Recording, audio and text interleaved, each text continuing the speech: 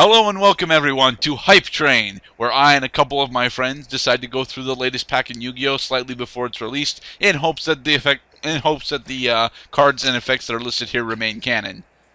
I am your host, Gurdette14, and with me today are Malco Saver? And Xander. yes, and we are going through Dragons of Legend, the new incredibly hyped up and also incredibly powerful booster pack coming out, well, in relation to today's date, this Friday. Don't date the video! I want to date the video though, especially because it's like super. It's not super early, but it's a bit early to be reviewing a pack like before it comes out. But yeah. Well, I guess. Yeah. All right. Okay. Any other intro thoughts, Mr. Xander? I got nothing. Let's see what we got in this fun little pack. I've Little pack, he says. Whatever it is. All right. First off, we have our cover card. Well, no, actually, it's not the cover card, strangely, but Legendary Knight Timaeus. It's actually one of the four God! cover cards. There's 4 cover cards in this set. Really? Jeez. If you count the actual box. There's Dark Magician Girl, the Dragon Knight, Timaeus. Okay, sorry. 3, just they take up like 4 lines because yeah. All right, so this is one of the few cards that we haven't actually talked about as a group yet, but mainly because I don't think it was actually up on the site on Wikia until like earlier today. Not sure, but everything's up now. It's so been here for a little while. First off, I'm really glad to see this thing because I was waiting for us to get the Legendary Knights. Yeah, 2 seasons ago. I really like the artwork. Gonna make that. I don't know. I think Timaeus looks way too much like young Yugi. Well, in the show, he's pretty much a carbon copy of Yugi in a knight suit. Oh well. Anyway, Timaeus has gotten a much appreciated revamp from his anime counterpart. Instead of being devoted to monster effects, even though Timaeus was never about monster effects. I think that was that Claw of Hermos?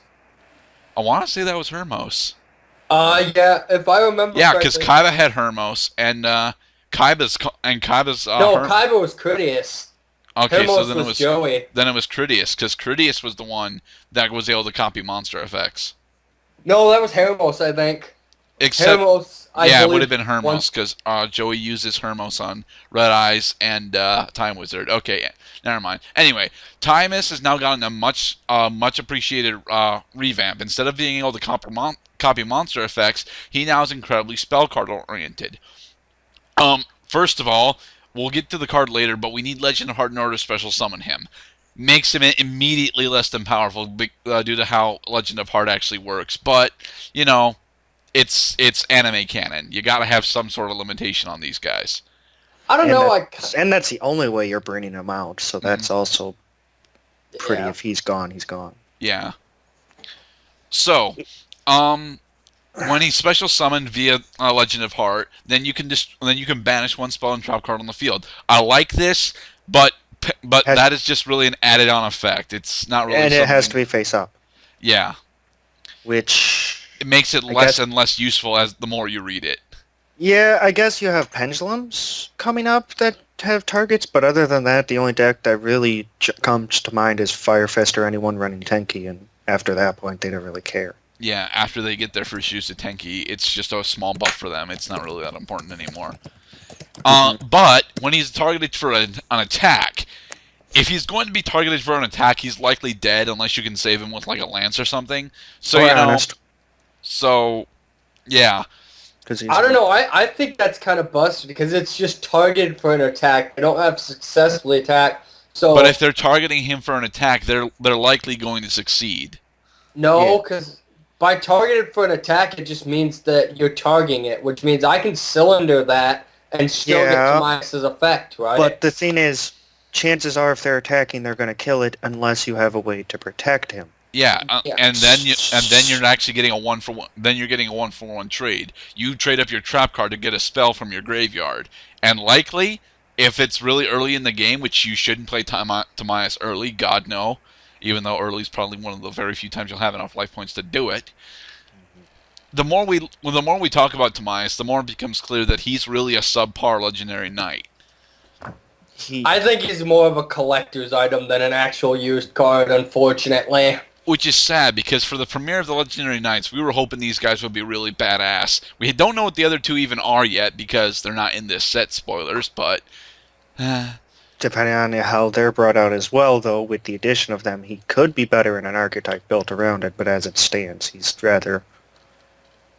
They're not going to build a whole archetype around it. Well, at least they really shouldn't. The Legendary Knights are god figures among their lore, so they don't. Oh need yeah, an no, archetype. I don't mean like an archetype dedicated to him, but say with the other Legendary Knights in combination. But as it stands, it's my Tamias is very underwhelming. Neat effects, but ultimately not worth what it takes. I kind of hope that the other two have a little bit. Well, I mean, Tamias' effect is by no means bad. It's not bad, but he's way too costly to get out, and he's very underwhelming because of it. Yeah. It's not worth what you put in. Alright, up next, we have the cutest little thing ever to be printed. Not really, but, really close. Curry Bandit. This damn thing terrifies me. Well, it should. It's a Karibo, and it's even more evil than normal Karibo. No, it's not even that. It pretty much gives Sylvans, hi, I'm gonna molest your face. An excavate of 5? That can hurt.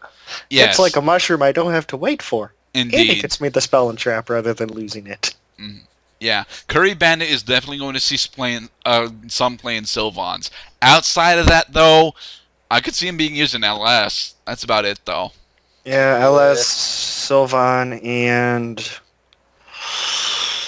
I never even Chaos thought about Dragons, maybe? Maybe Chaos Dragons, but probably not.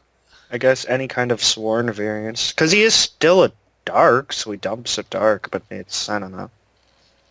And he's actually a target for Tour Guide. Yes, he is a target for Tour Guide, but you can't use it. You can't use his effect if you Tour Guide him. Yeah, you can't, but I mean, it's one of those. I don't know. Not necessarily makes him more useful, but it gives a little something to him. Alright, but yes, Curry Bandit is awesome. He's actually part of the entire Karibo archetype that Yugi used during the Doma arc, which included Curry Babylon, which we still don't see. We don't see any of the other Curry pieces. I'm not really complaining about it, mind you, because the other Curry pieces are really underwhelming, but still it would be nice to have. This pack is made almost from the ground up, at least for its first 10 cards, to please fans of the older show. So, expect to see some really cool cards that you're not actually going to be using. So you want to know what makes me kind of sad? What? I'm going to just state this right now. That we don't actually get a Tamias Dragon card. We weren't supposed to. Tamias never appeared in his dragon form. I know, but it would still be cool. And besides, this next one is really close to Tamias Dragon. I mean, come on. Yeah, I know. Introducing Amulet Dragon. Which I don't really like. Oh, come on. The ability to banish your opponent's spell cards as well as your own for attack boost is pretty awesome. Oh, wait, no, it's in a graveyard. Never mind. I like this card. My bad. And I thought it was your graveyard. And you get a spellcaster out of it once he leaves, which I don't remember if Dark Paladin's a Nomi, but if he's not, well, bring is him Paladin back. a warrior, or is he a spellcaster? I'm fairly certain he's a spellcaster. Okay. I don't know. I'll look that up while you guys discuss it. All right. But even still, yeah, I Now, Amulet Dragon is actually really kick-ass. He is, but it's not because of it's not because of his primary effect of banishing spell cards. As awesome as that is, we don't really have that many ways to recycle spell cards from the graveyard. And even if we did, those methods are methods that we currently have are so costly and gimmicky that nobody really runs them. Magical Stone Excavation, for example. What makes Amulet Dragon awesome is that Eye of Tamias makes him really easy to bring out, as well as the fact that he's got Dark Magician and a Dragon type monster as basic fusion materials. So you can use polymerization or other potential fusion mats. Well, not fusion mats, mind you, but other potential fusion cards. That being said, his best aspect is honestly the revival of a spellcaster type monster in your graveyard. The fact that he's 29-25 makes it so that when he comes out, you can easily make him as powerful as a Blue Eyes, guaranteed. But you're not gonna want to. If your deck is focused so heavily on the Eye of Timaeus, then really you're gonna want a way to recycle that, which we do have methods of. So it's I not. guess. Sorry. Go on. I'm rambling at this point. I guess I could see potentially the banish, like if you ran because if you're running spellcasters, you might as well throw in a few spell books just because it's general support, really, even if you're not running the priestess and stuff. Uh-huh. You could potentially use it to kind of feel out the spell book of bring back an XYZ and attach two banished ones as materials. It's not Fate. Which one is? It's not Secrets. It's not Fate. It's Spell book of. Is it? Does it start with an M? No, I don't think No. it's Miracles. Is it? No, it's not Miracles. It's definitely not Miracles. Miracles is the Ixie-centric one. Well, that's what I'm talking about. No, you're thinking about the one that allows you to add a banished spellbook back to your graveyard. No, I'm not talking about Eternity. Though Oh. it could feel Eternity, which would be cool too. But Okay. like Spellbook of Miracles, well, I actually banished 3, 2 for Miracles, 1 for Eternity, and you got a 300 boost on it. Yeah. Mind you, that's It's just pretty it's setup just a Black situation. Skull Dragon at that point. But still, Black Skull Dragon for a single card, not bad. I might build a fun deck using these. Yes, the Eye of Timaeus makes a lot of fun decks possible. I've already got to rebuild my spellcasters, which, As for Amulet Dragon himself, he's cool. He is, but his starting stats just make him feel like a lower-powered Blue Eyes. His effects are actually really nice, and they're quite easy to get off, especially the buff.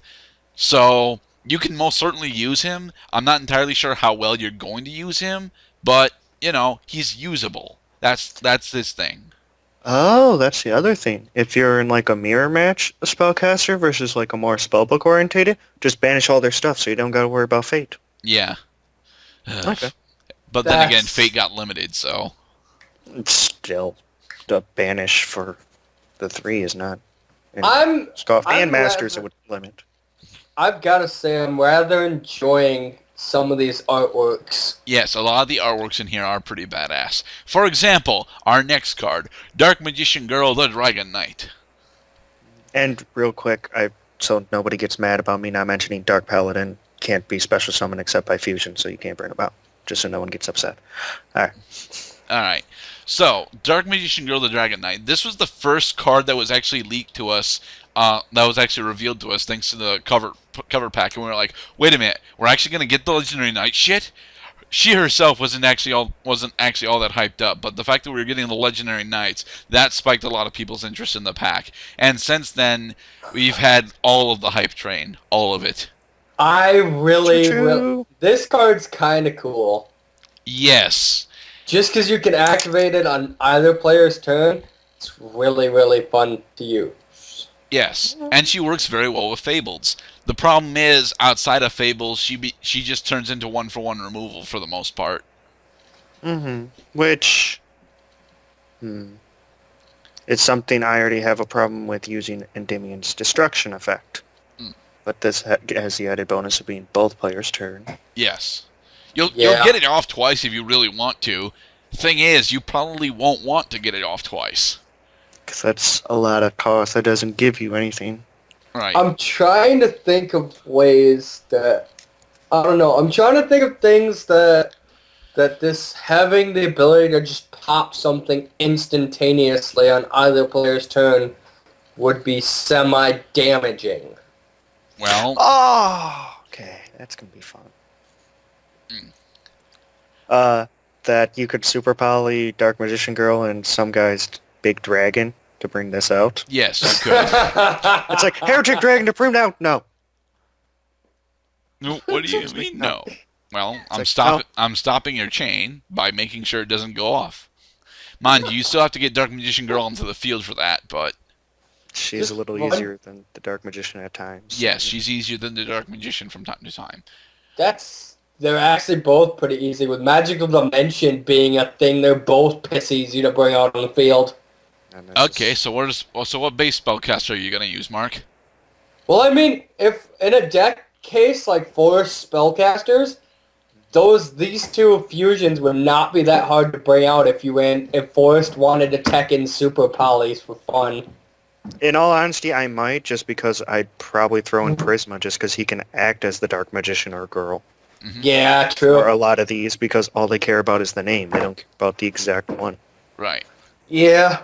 Like I said, another really cool little side comment, she is also the cover for the new Judges mat. Huh. See, Which Dark is kinda Magician Girl cool. the Dragon Knight got a lot of coverage, and we're not entirely sure why. She is actually a very powerful card, but Because she's the Dark Magician Girl. yeah. Yeah, that kind of speaks for itself. All right then. Moving on, then we actually have the Eye of Timaeus itself. Das Alt von Tamis. All right. Forgot I was going to read all this in German. All right. The Eye of Timaeus is actually a very powerful card, especially because, well, it's going to limit what Hermos and Critias can actually do. It is. Specifically because Timaeus specifically declares a Dark Magician monster that you control. So you can't use it from your hand, which is, ugh. But the fact that you can bring out either of them is, pretty awesome. Especially when you consider that Eye of Timaeus cannot just bring out Dark Magician Girl the Dragon Knight or Amulet Dragon. He can also bring out Dark Flare Knight and Dark Paladin. And that, my friends, is why Timaeus is awesome for me. I want an easier way to use Dark Paladin, because Paladin is so awesome. It is, and this makes it really easy to even first turn drop him if you want. Because you just chuck out Prisma, ditch the Paladin, or ditch the Dark Magician, and go right into this with Timaeus. Yep. Mind you, first turn Paladin is not that great of a play, but it is awesome. It's not the greatest of plays, but depending if you know your opponent needs spell cards a lot, and you can hit them hard right at the start with it, it can be really good. Mm-hmm. I still think that first turn Sorcerer of Dark Magic is more powerful, though. Although, when anyone figures out a way to do first turn Sorcerer of Dark Magic, let me know. And don't use Soul Charge. Well, are you that's convinced? the stops traps and is like a 3200, right? Yeah. Yeah. Bring out him and the Dark Paladin's like, come at me. Please no. Please no. No, please. I'm kind of wondering, Daryl, do you think they're going to have a separate eye card for Hermos and Critias as well? Yes, they will. If they follow this format. If they follow this format, Hermos and Critias are definitely going to have separate eye cards. Well, I'm figuring they're going to have to based on the effect of our next card, which I took a quick look at to see what it actually did. All The right. Eye of Time Wizard. The Eye of... Don't give Jeff ideas. I want it. All right. Legendary What Mark Night is alluding to is, in fact, Legend des Herzens. yes, Legend of Heart. Legend of Heart, my biggest problem here is its huge cost. It's a solemn warning, and you got to tribute a warrior monster. It makes it What? it makes it very, very, very. Don't forget to banish up to 3 Legendary Dragon Spell cards. Yeah, names see? and or different names from your hand and or graveyard. Yeah, that's why I'm assuming that they're going to have Critias and Hermos' card as well. We can't even bring out Timaeus then. Not right now, we can't. Jesus. It says, wait, no, we can still. Because it's up to, and then you summon how many you banish. Okay. You summon how many Legendary Oh, okay, I didn't deck see and or up to. graveyard. I So was going to technically, say that's... So Right now, technically we can bring out one. Timaeus, but just Timaeus.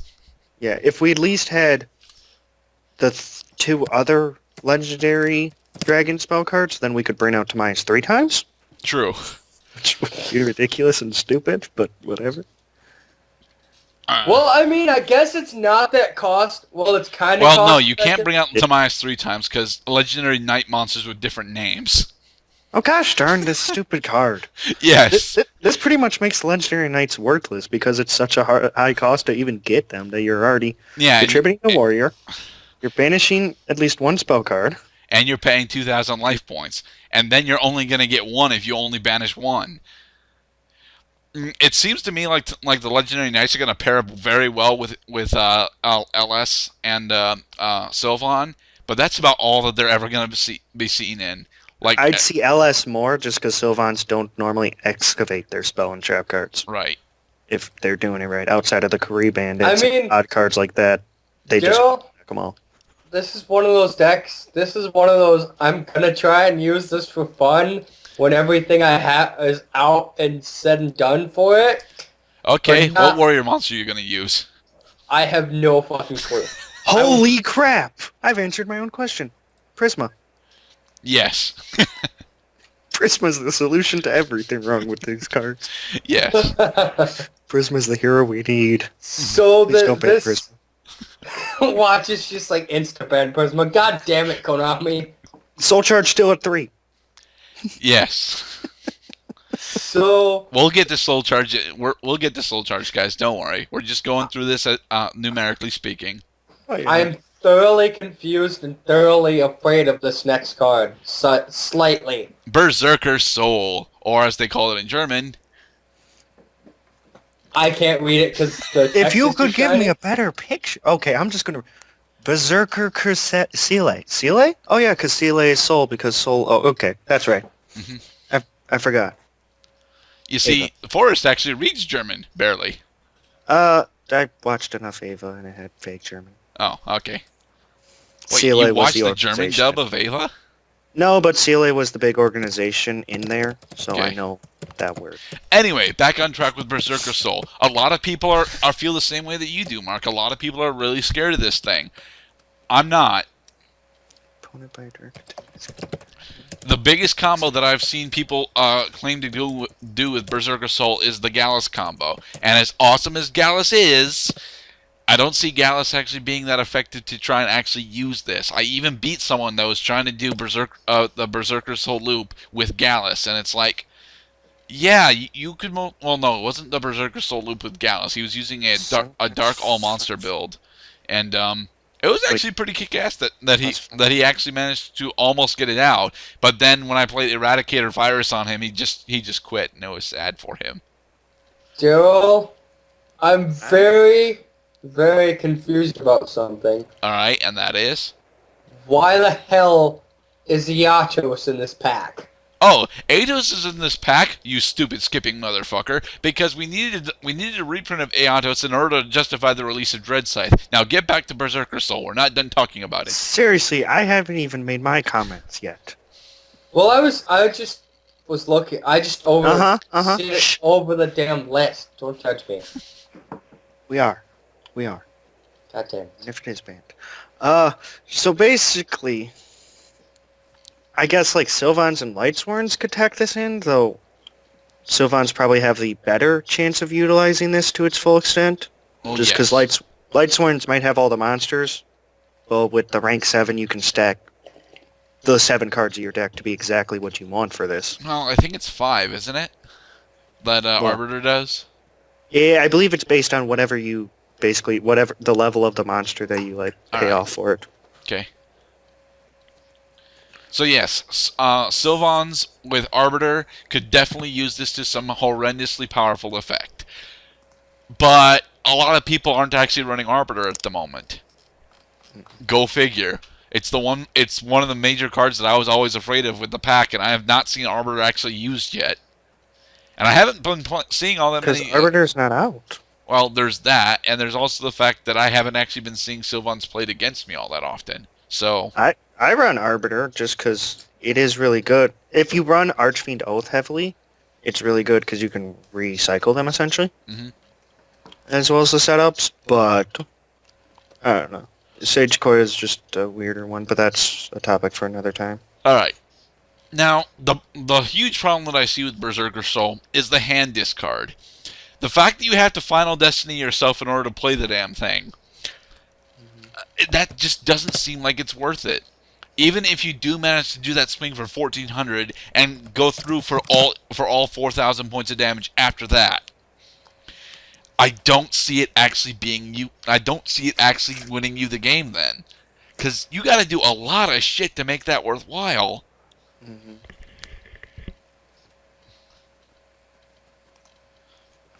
It's a card that I could definitely see myself trying to use and failing massively, because you know what I would do? I would just use Giant Rat, and then all of a sudden everyone's afraid of me because Giant Rat Berserker Soul. Mm-hmm. Behold all of my dandy tokens. Behold them! Oh, Crystal Beasts. Yes, Crystal Beast could still use it too. At least, well, Rainbow Beast could. I'm not sure about Abundance Beast, but Rainbow Beast could. Abundance Beast isn't viable. Rainbow Beast is the way to go. Yeah, you say that, and yet Abundance Beast has got far better tourney records. I know. I want Rainbow Beast to be a thing. Yes, we all want Rainbow Beast. So, I'm baffled by this next The next card I'll comment on, and then I'll have to step away. You guys can continue on for me. Alright, but this is my favorite card in the pack. You want to know why? Because it's suicide in a card? Yes, it's an I lose button. More I lose buttons. Woo! Alright, we are, of course, referring to Relay Soul. Relay Soul allows you to special summon a monster from your hand, and as long as you control that monster, you don't take damage anymore. But if that monster leaves the field, your opponent wins the duel. Yugioh used this to special summon Dark Magician Girl. He then won the duel. See, Bastard. if Ring of Destruction was still around, this would be somewhat viable. I don't think so, actually. Well... Because you wouldn't take damage from it. Right. You could blow them up. You can safe zone to protect the monster you bring out. But then you can't use the monster for anything then. Well, you just can't attack directly. True. So, look, come on, give me some monsters that you would SS from your hand to use Relay Soul with. Wait, is that a ruling on it? If the special summon monster is flipped face down or used for an XYZ summon, this card's negative effect will not apply? Yeah. But you have to still have it to not take damage. Yeah. Okay, so that kind of just negates it. Mm-hmm. Okay, here's the monster that I want to use with it. I want to use either Ultimate Obedient Fiend or Beast Machine King Barbaros Ur. Those are the monsters that I want to use with this. Now, why do I want to use those particular monsters? Because Beast Machine King Barbaros Ur and Ultimate Obedient Fiend have huge physical attack stats. Even though if I use it on Ultimate Obedient Fiend, I'll never be able to attack with the thing. But I don't care. I managed to bring out Ultimate Obedient Fiend, one of the most useless big star monsters in the entire game. It is awesome. Okay, how about you, Mr. Mark? What would you use Relay Soul on? Oh, let me think. What would be a wise thing to use that for? Oh, no, we're not asking for wise choices, because there are none. Well, that's not entirely true. Fool would be probably the closest to a wise choice you could have, just because then they have to use a destruction on it. They can't just battle kill it. Special summon, which would only really be good against a burnt deck, because they don't have as much destruction. Would bring out. Wait, no, I can't do that. Damn it. Wait. I think I could use that on Gate Guardian. No, you couldn't use it on Gate Guardian. Gate Guardian is a semi-nomi. God damn it. I have no clue what I'd do with it then. I can't think of any obnoxious things to bring out with it. I can! Spirit Reaper. Special summon it in defense mode. Now your opponent is sad. That or Marshmallow. Or the Fool. Any of those. Actually, if you do it with the Fool, then the Fool gets his coin flip. So, I'm not sure how that goes then. Hope you get lucky. Hope you get lucky, and when you don't, look at the rules. Alright, so yeah, I actually love Relay Soul. I love having I lose buttons. I had an entire deck built one time just for the express purpose of using Rocket Express Arrow. I never won with the damn thing, but I summoned it a lot. Mm. Could be an interesting card. Okay, Forrest, before we move on, name a monster that you would use Relay Soul with. Time Wizard. You're The saying that ultimate because gamble. Jeff isn't here. That's not fair. No, I'm not. I'm just saying. If you're gonna gamble, Yes, gamble with Time Wizard. go all in. Alright then. Because you ain't taking the damage, But you're losing the duel. but you didn't take damage. True. Anyways, I will be back in a bit. Alright, Go on without me. I'll just jump in when you guys get back. okay. We might as well go over Guardian Atos because he's here. I was kind of hoping you wouldn't. Oh, come on. But that's fine. Alright, because you are so resistant to do this, why don't you tell us what you think about Atos? Atos, I haven't seen much of, honestly. You're about the only person I know that drops it on me every so often. But he's so cool! Well, yeah, it's a 2500. It's pretty much a first turn 2500 that you can just laugh at somebody with. Yes, and the fact that he's an 8 is his only real problem. If he were a 7, he'd be amazing. Because, you know, all the Xyz plays that are going on are on now. If he were a 7, I could even see him being used in Harpies, but... I love Atos. Atos is actually my favorite Guardian monster. A lot of people want to say that Elma is, or actually I think Elma's the only one that ever actually gets mentioned when it comes to favorite Guardian monsters. But as for the Guardian archetype, because there's a lot more other Guardian monsters, my favorite of course being Guardian Sphinx, but Atos is my favorite of the Guardian archetype. As such, I have to agree that Atos is not very impressive. The empty graveyard special summon clause makes him very playable, and the equip spell banishment to get him up to 4K is also very awesome. Nobody's running equip spells, so it doesn't matter. So, it would be really funny to use on Jonah, though. It's just like, soul release your graveyard. Okay, Atos. But yeah, I like Atos. Mark is indifferent towards Atos, and Forrest is AFK. I just haven't seen enough of Atos in use. Well, I mean, I guess you could use it for generic. No, that would be pointless too. God damn it. Because I want to say it'd be good for rank 8 plays, but there aren't many rank 8s that you'd want to XYZ 2 Atoses into. Well, you wouldn't want to Xyz 2 Atos into anything, honestly. There are no 5K beaters in rank 8 that just use 2. Yeah, I know. And the closest one that we have requires that Atos be dark, and he's not. Alright, up next is the Guardian that might become my new favorite if I ever actually am able to summon him. Behold, Guardian Dreadscythe. This was the Guardian monster that I wanted to play with so badly, and I was very happy when Duel Monsters Online actually had a proxied version of Guardian Dreadscythe. It was awesome. But, unfortunately, his appearance here is marred by the fact that he has a very specific summoning condition. Your Atos has to be destroyed by Battle Card Effect and sent to the graveyard, meaning your macro Atos build that you were building, no longer viable if you're going to use Dreadscythe. And, that just kills him. It makes it so that Dreadscythe himself is just way... It makes him so you can't really use him, and it's sad because when he successfully special summon, you can equip a Dreadscythe from your deck to him, and Dreadscythe can only be equipped to Guardian Dreadscythe.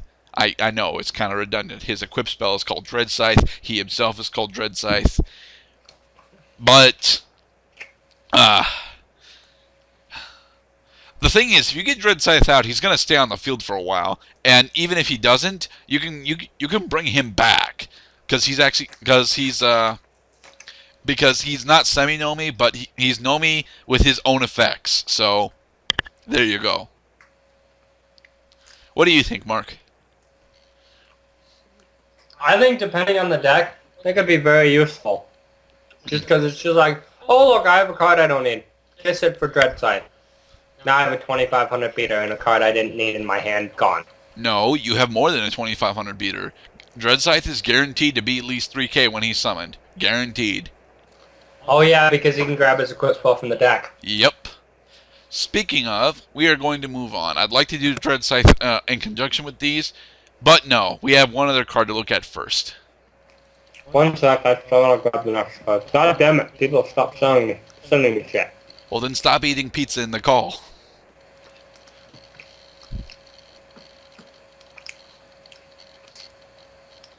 So, before we make any comments on this card, I like the artwork. Yes, Atos' artwork is actually okay.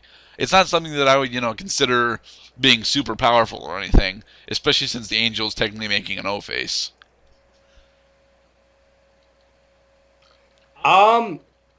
Well, with this card in play, I guess Atos RFP would be a legit thing. You could make a pretty beast-ass Atos.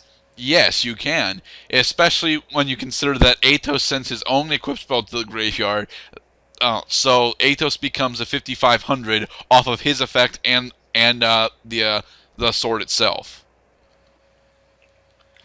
Now, the thing that a lot of people are being, very iffy on is that Celestial Sword Atos is actually a Noble Arms card. And people are like, well, why is that? It's because Celestial Sword is actually a holy sword in the original print. So, the Noble Arms are actually holy swords. Hence why the translation is Holy Sword of Goddess. Yep. Atos. So yes, that is why it's always a Noble Arms card. So, you can fetch it from your deck with a Noble Arms support. I like that. I do, especially because Celestial Sword Atos is actually a generic equip. Unfortunately, you're not going to get his alternate effect off in Noble Arms. Just no, it's not going to happen. It's okay though. It doesn't need to happen. So, is it bad that I've considered splashing? No, that would be a horrible splash. Don't splash Dread Scythe into Light Swords. That's not nice. You can't do that because you're not running Dread Scythe. No, I mean, like, splash a Guardian Dread Scythe into my Light Swords and laugh as... No, because you're not running Atos. Yeah. I want to find a deck like a mill deck, using Needlebug Nests and crap, where I can, like, splash. Well, obviously, I'm going to want to drop Atos first. Yes, you drop Atos, drop his sword, then blow him up to get Dread Scythe and Dread Scythe. Alright, we're moving on to Dread Scythe. Dread Scythe is awesome, and I will hear no one deny this. Its only problem is that its equip is incredibly specific. But, aside from that, you play Dread Scythe mid-game, you win. Okay? If you can get it out. But you can. Alright, that's the whole point of your deck is to drop Dread Scythe mid-game. And then you win. So, wait, is Atos only special summonable, or can you tribute summon? You can normal summon him. That's fine. Oh, okay. Then yeah, I might actually run this. No, I'm not going to do that. That's bad. Even if you were running them all at one, dude, that would still be incredibly inconsistent. Which card are we on right now? We are on Dread Scythe. You missed my entire rant about Guardian Dread Scythe. Okay, so we're on the equip card. Yep. Alright. Welcome back, Forrest. Anyway, Dread Scythe's only problem is that you have to equip it to Guardian Dread Scythe. If it was a generic equip and had that same effect, I would expect it to be emergency limited immediately. Well, considering it's a 500 gain for every monster in the graveyard. In either graveyard. Oh, God. Mark, your Judgment Dragons no longer scare me. Go ahead, JD me when I have Atos on the field. See what happens. I bring out something bigger? Oh, wait, shit, you can't actually kill Dread Scythe. God damn it. Well, that's not very nice. You can't get bigger than 500 for everything that just died. Plus, even if I just blow him up, I get the special summon Dread Scythe again. Right look, I get another Dread Scythe from my deck. This thing. You just let him waste life points, and then on the last one you just fail her. It's like, why? Because now you're at like... Now you have 1,000 life points and I have 8,000 beater on the field. And you're out of cards to defend yourself with. It's like, honest, Herald of Orange Light? Why? Because now it's up another 1,000? But yeah, what do you think about it, Forrest? Uh, I was just gonna skip over these 4 cards in all honesty, Oh, all right then. just because they're cool in their gimmick, but They're very cool in their gimmick, but they're way too gimmicky. You're not going to see them played seriously.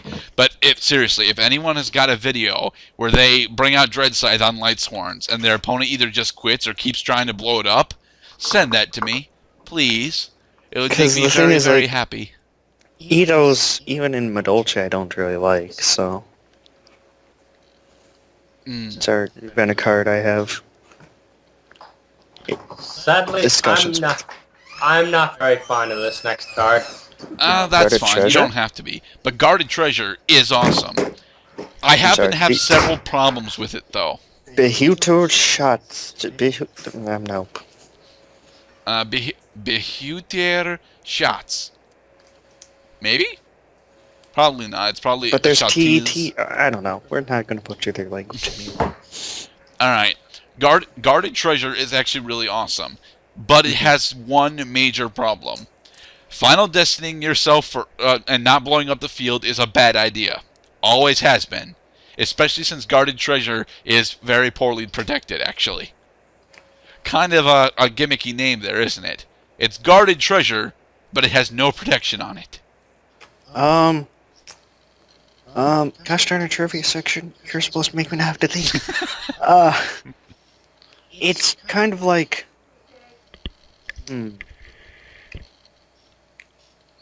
I'm trying to think what it's representative of. Give me a minute, go on. Well, it's Mark's turn to say what he thinks. Oh. I don't really have any. I don't really like the card aside from the secondary draw 2 instead of 1 on your normal draw phase. I don't see it being all that useful. Fabled. Yeah, Fabled loves Guarded Treasure. Oh, I see. I keep forgetting the Fabled's a thing. Well, technically Fabled is not a thing, because nobody knows that it exists. But believe me, Fabled is most certainly a thing. My bro, when he was still doing, still doing Yu-Gi-Oh, he was trying his damnedest to actually build a Fabled deck, and he got most of the way through it. I think he was still short one Raven, but I remember when Raven was like $30 a piece. Because there was only one print of it, and it was a hidden Arsenal print. If it was still around, it'd be great in a dragon deck, because you could just rejuve it all back at the end.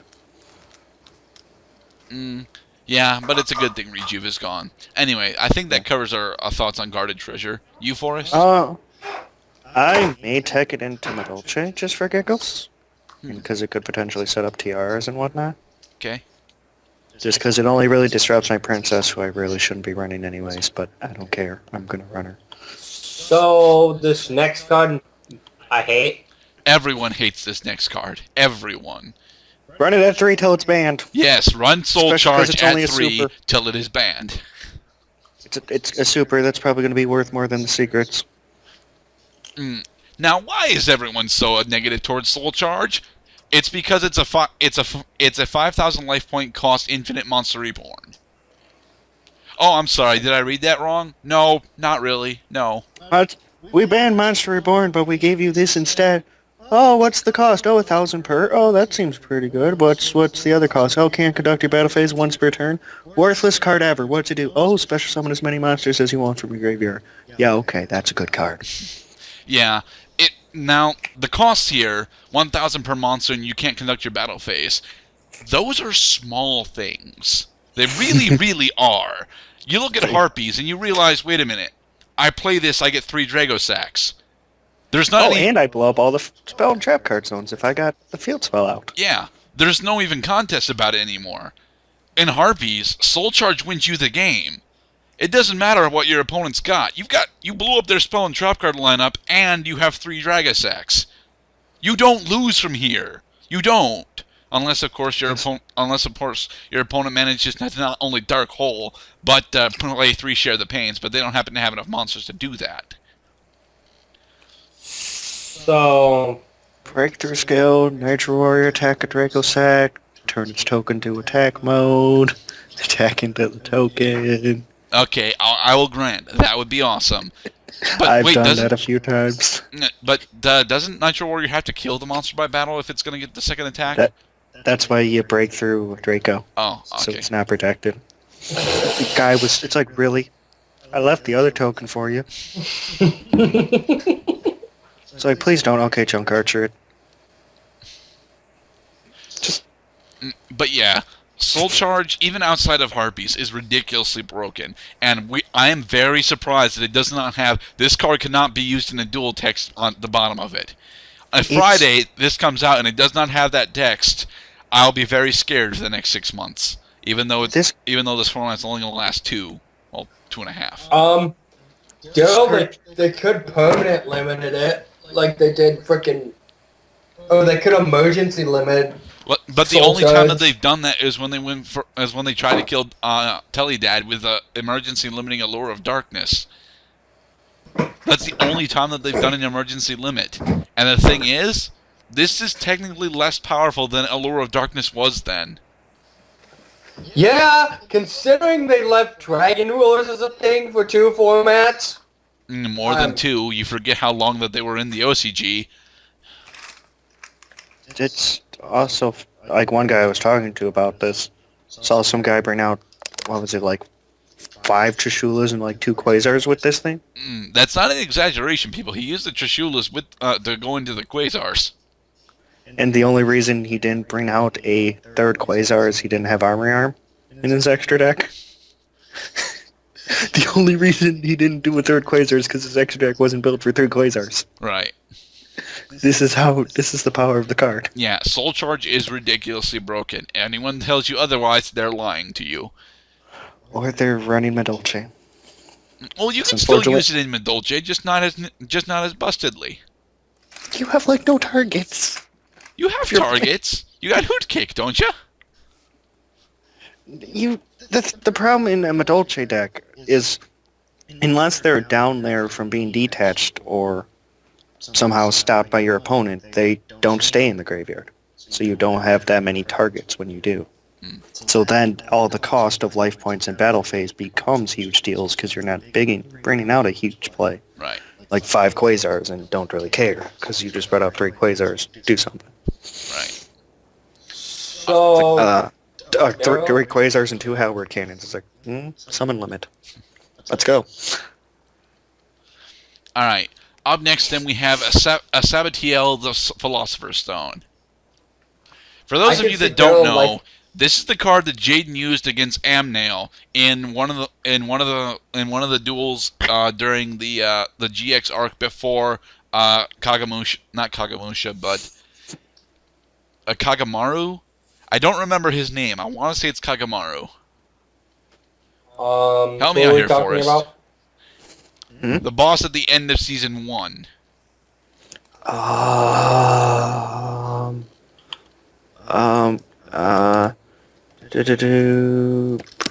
Kagamosu on episode 10. Kagamosu, he adds this card from his deck to hand after your eye destroys Winkuribo. That would be him. Activates this card to swap this card with Fusion Recovery. And then blah blah blah. Get wrecked, son. And he has a flashback.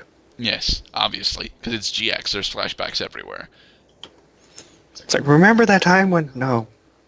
We weren't there when that happened. Anyway, Sabatiel is actually pretty awesome. It has been heavily nerfed, because there was a video game where Sabatiel actually had its anime effect. Thankfully, it no longer has the anime effect. Mm-hmm. It's still not bad if you're running Winkuribo with the heroes. It's actually pretty damn bad at the moment, though. Paying half of your life points and getting Winkuribo to your graveyard is not that difficult, but paying half of your life points, at most 4K, at lowest 50. But I forgot the half life points. Mm-hmm. But lowest, like 12.5. It's pretty much a very, very, very expensive Fusion Sage. And you know, I don't think that I would run this. I really don't. It does have an added effect that it's any polymerization or fusion card. not Yeah, specifically poly, Yes. but that's still a high cost. It's almost better if you run a heavy mill deck to just mill 3 copies and then boost one of your monsters. Yes. For that, I would actually consider running it. In LS or, with a Curry Bandit, I could definitely see Sabatiel being used as an emergency metal morph. But that's really it. Sabatiel's nerf is just so heavy that I'm not going to see play.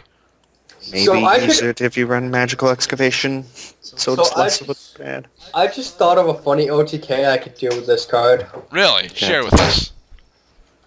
So, on the off chance that I mill 3 of these Sabatiel things... So it's no longer an OTK, go on. Anyways, I could activate this because it's target 1 monster on the field. So I could say I have a Cephalon out. I could just target my own Cephalon and have an 8,000 beater that's honestable. Yes, you could. Why would you do that? Just for the fun of killing someone without... But you already have Honest in hand. Yes, I know. So you don't need the buff from Sabatiel. I know. What if the guy got 17,000 life points? So, then he's not going to win this turn anyway. I know. I'm trying to make sense of it. But I mean, I could technically win if I went to the alternate route of JDing the field and then dropping all my crap. And then Sabatailing my Cephalon to 8,000. And then I'm going to just, assuming that one doesn't kill me, if I had, like, just enough higher, just Gores with an 8,000 token, thank you. Yeah. That would make me sad.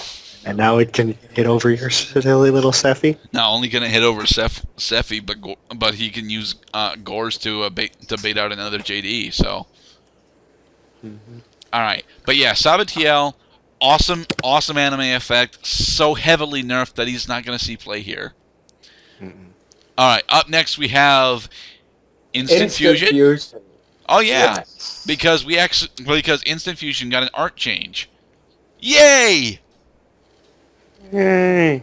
Except it's not Instant Fusion. It's a totally different fusion. But I don't understand why it has the same name. Maybe it's gonna actually have a different English name. It better have a different English name, because right now the Wikia page for it is Instant Fusion GX. Wouldn't it be Quick Fusion because it's Blitz or Lightning Fusion?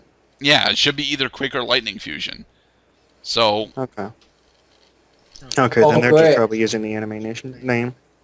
Okay, well, you're giving Heroes things to beat us in the face with again.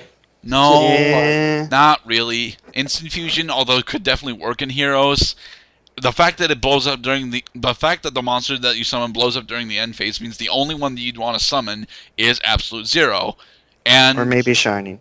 Well, maybe Shining if you've already used your miracles for a while. But if that's the case, if that's the case and your attack doesn't go through, the only reason that I would see myself using it is if I happen to have the appropriate fusion materials on the field, and I can't quite kill them, but one of my fusion monsters could. So I use Instant Fusion and go for another direct attack. And then my opponent complains that I'm using a spell card during the battle phase. Yeah, it's a quick play spell card. I can do that. And then we go into an argument, then he leaves instead of waiting for the admin. It could be fun if, say, you did all of your attacks, you had, say, Absolute Zero and the other, you hit with him last but didn't quite kill him, he Gores. I could see your Cybers using this, though. Zero. Huh? I could see your Cybers using this, though. Cybers could use it pretty well. Darkbright's probably like the best hero to grab with it, just because you get both his effects, but you're not going to run Darkbright because that's Sparkman and Necroshade. Yeah, and you're not going to have Necroshade on the field. You're going to use Necroshade's effect once to bring out Blade Edge. Mm-hmm. It's a cool tech, but it's nothing extravagant. Yeah. Because you just specifically destroy it. I don't know if I'd like it better if it destroyed or if it returned to the extra deck. Probably return to the extra deck, honestly. That way you could use it again later. No. It's a strange one overall. Well... The card after it's kind of amusing. Oh, could you actually do that? Might be able to Forbidden Dress it to protect? No, because they both end during the end phase. Although you could probably extend that goes into player priority, and it's a concept that I'm a bit hazy on. You could always safe zone it. Save zone may protect it. All right, but moving on, we have Battle Fusion. I like that card. It's Metal Morph. Cool. It is. It is a one-turn Metal Morph. We have 2 different Metal Morphs. No, 3 different Metal Morphs in this damn pack. I should love this pack because of it, and I love this pack for different reasons. I like it because it gives my heroes basically an Honest. Yes, the fact that it gives heroes an Honest is an amazing thing, but it also gives multiple piece Golem an Honest. And I like multiple piece Golem more than I like most of the heroes. So Cybers now have 4 Honest. Wait, don't I am. God damn it. Well, go on, Mark. What would you use it with? Oh, and Gem Knights. Citrine now is pretty good.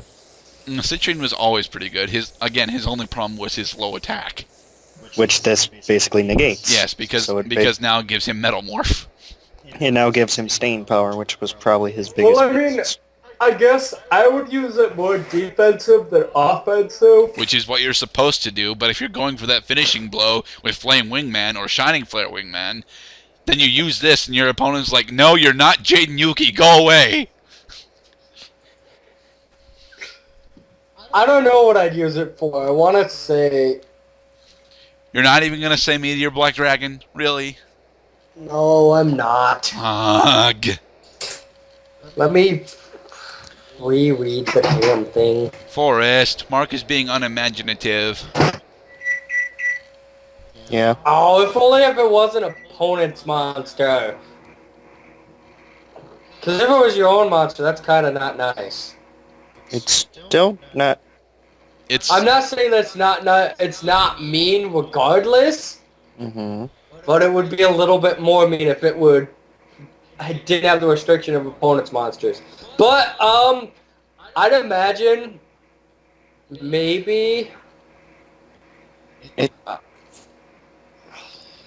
I'm trying to think what would be fun to use it against. Because Cyber stuff doesn't really need it. True, Cyber doesn't need it because they're already really big. However, this makes Cyber Twin not only swing over Cephalon, but also be able to swing after that for game. Yeah, that might hurt with a Cyber Twin. I might actually dust off Gem Knights with this. Gem Knights would be kind of cool. Chain. Ugh. It's okay for us. They're super expensive, we know. Yeah, no, I'm just sad because I sold mine off not too long ago. So that's the part that makes me sad. Because like, I'll probably get a reprint fairly soon, and I don't need it right now. Alright, here we go into a card that Jaden used that we will never, ever, ever, ever use. Oh, look, it's another I lose button. No, it's not an I lose button. It's not. It's an I win button. It's supposed to be an I lose button, but it's not. We both lose from the looks of it. We draw. Not. Yeah, it's supposed to be a draw button. It really is. Yeah, because each player takes damage equal to the combined attack of both fusions. Yeah. Okay. You're gonna use Rainbow Life on it, aren't you? Rainbow Life, barrel behind the door. See, then you're investing a lot of cards into winning with Final Fusion, and I don't agree with that. I don't. It's already Final Fusion. You're already up against basically 2 gimmick decks. True. Or you're in a mirror match with Cybers. Like, chances are you're not up against fusions anyways. True. So it's already one of those ones that it's so situational, you might as well just... If I'm siding in for this, I'm going all out with it. Yeah. In the event that you are playing a mirror match, Final Fusion is a definite surprise card. Outside of a mirror match, you're not gonna see this. It's sad, but the only competitive fusion monsters right now are E-Heroes, Glad Beasts, and Gem Knights. Now this sounds like a lot of archetypes, doesn't it? I haven't seen Glad Beasts in a full week, I haven't seen E-Heroes much longer than that, and I haven't seen Gem Knights since Chester. And Chester left several months ago. Cybers are still competitive. True, Neo Cybers are still rather competitive. I haven't seen them played on DN yet. But Well, at least against Cybers me. is honestly what I see more often. Heroes a little less after the Stratos ban, but not completely dead. But most people kind of gave up on it.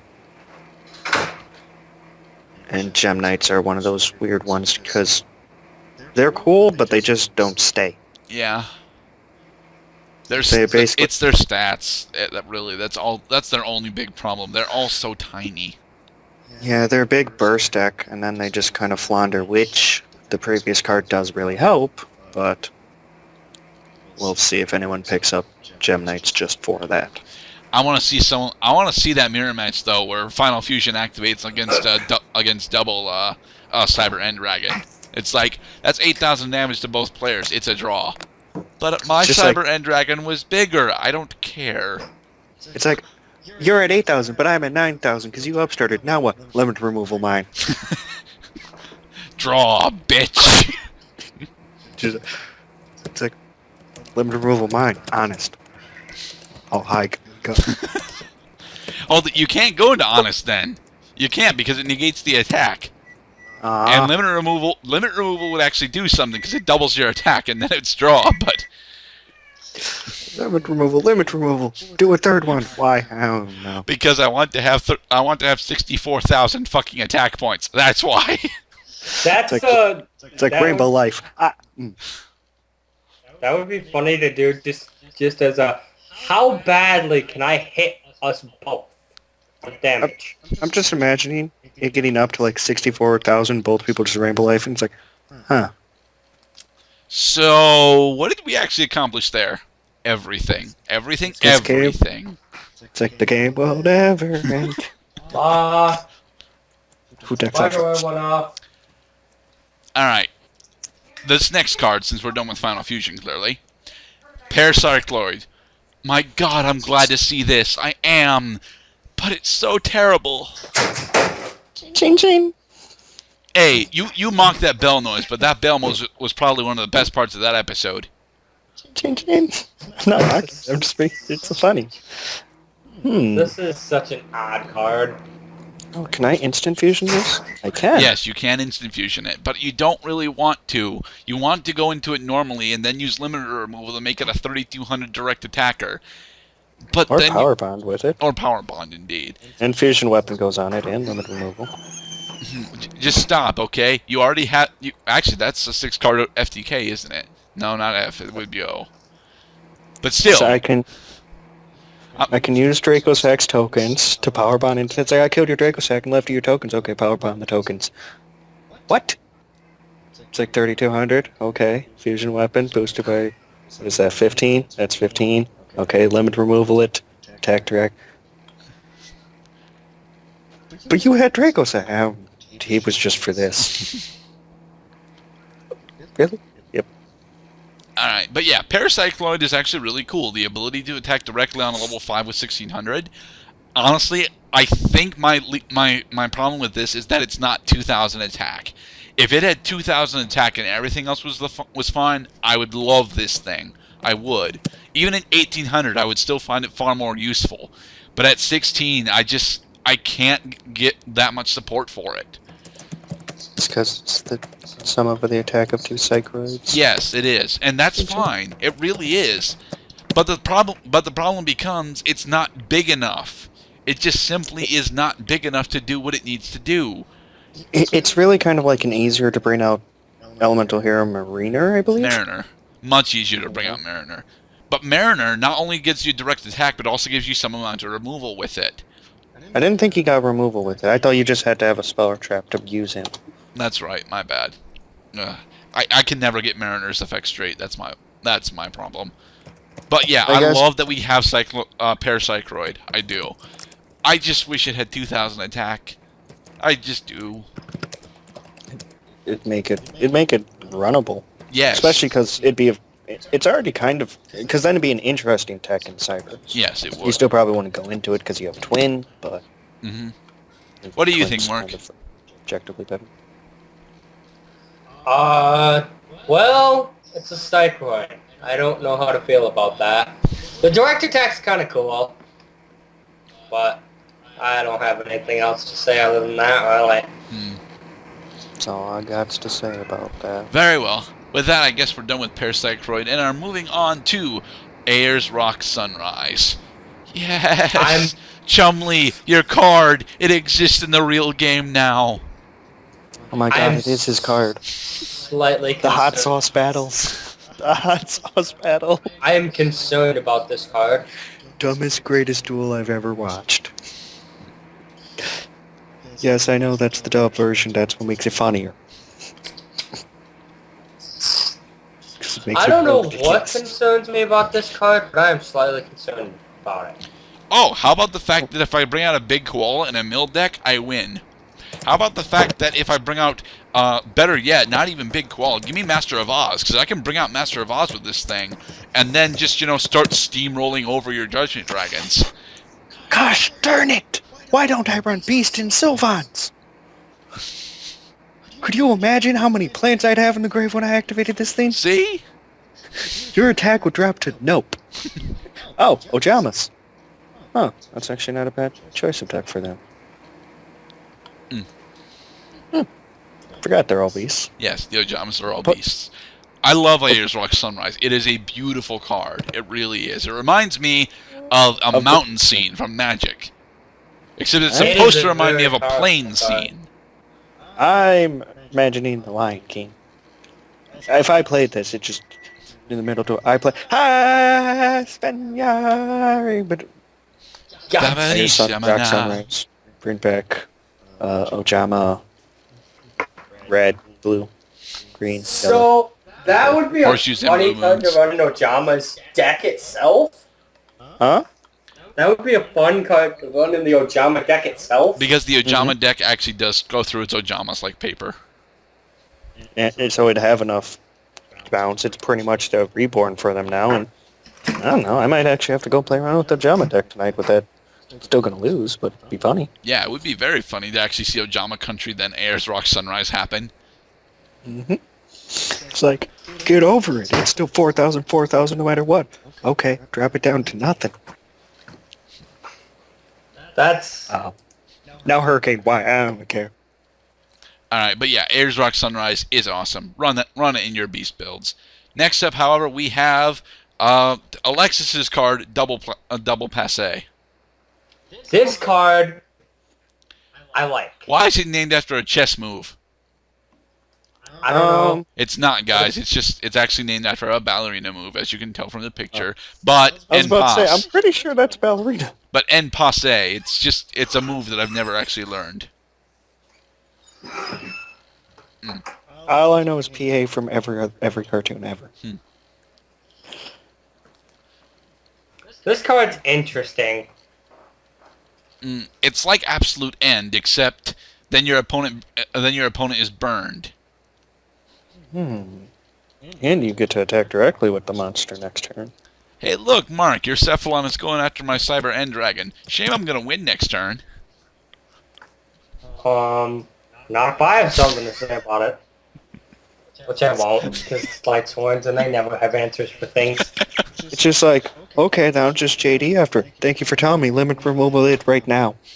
So you burn for 8,000. Why wouldn't you just do that to start with? Shut up. Voice of the audience. Oh. Why does this next thing scream Water Dragon piece thing? Because it was. This is a card that Bastion actually ran. Carbon Get On. This card was never actually released? No, Huh. it wasn't.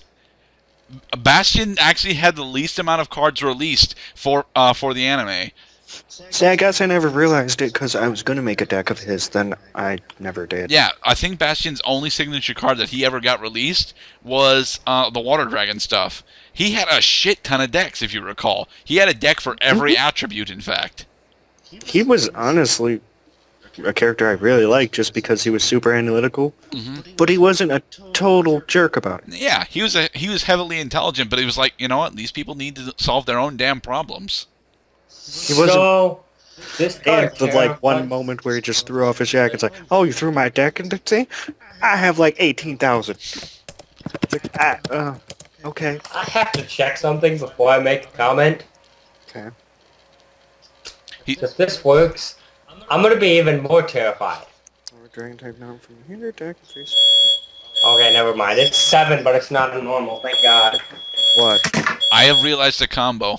I'm going to use Carbon Geddon, and then I'm going to bring out Serpent Knight Dragon. And then my opponent's going to be like, why are you running Serpent Knight Dragon? So I can bring it out with Carbon Geddon.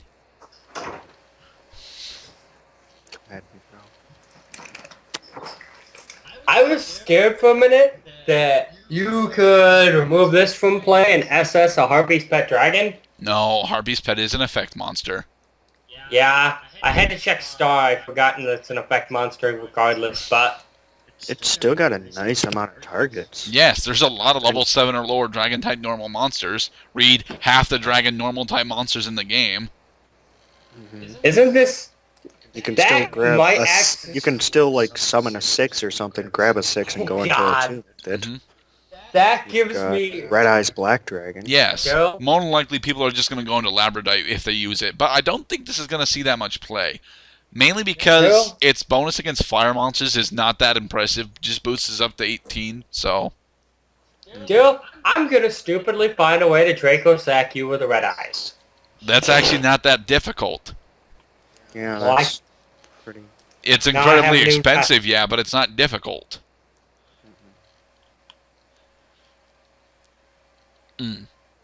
Are you going to put your Draco Sack in attack or defense mode? Defense mode? Why? Good. Because then you can't arc it. Right. If you use it to pop, don't put it in attack mode. People do that and then it arc. Really? It's like, why would you put it in attack mode if you're going to Yeah, pop? I've learned that Arc like- is just splashed everywhere at the moment. I want to, for the next list, It's I like- think I might want to see Arc go limited, just to see how it fucks with people. It might not be bad, but if it does, I'd like to sell mine before that happens. Right.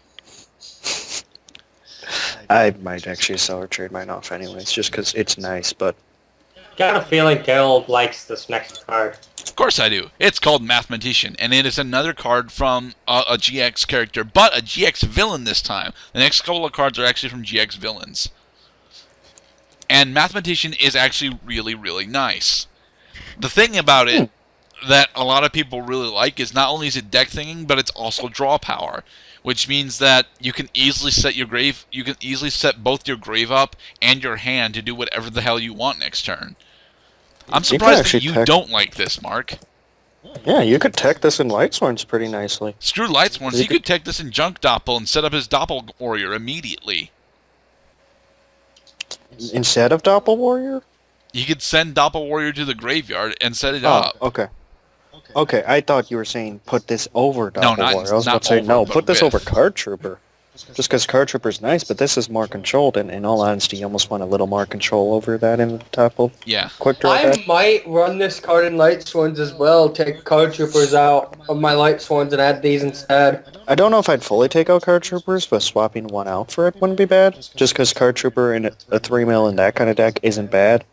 But something like this still isn't bad for, oh, I have 3 Lightsworns. Better hope I mill with Card Trooper. Never mind, just Mathematician, drop it.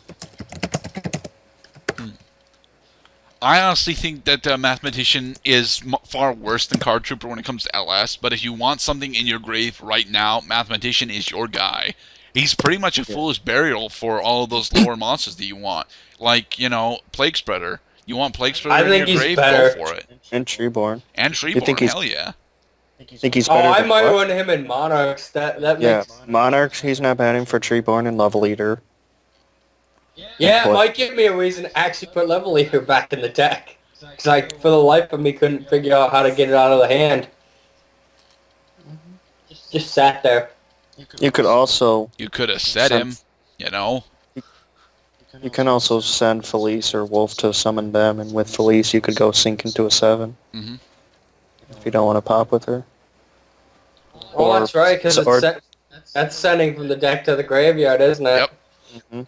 Oh, that's Also not send nice. Zephos to bring him out. He's pretty much a nice little tech for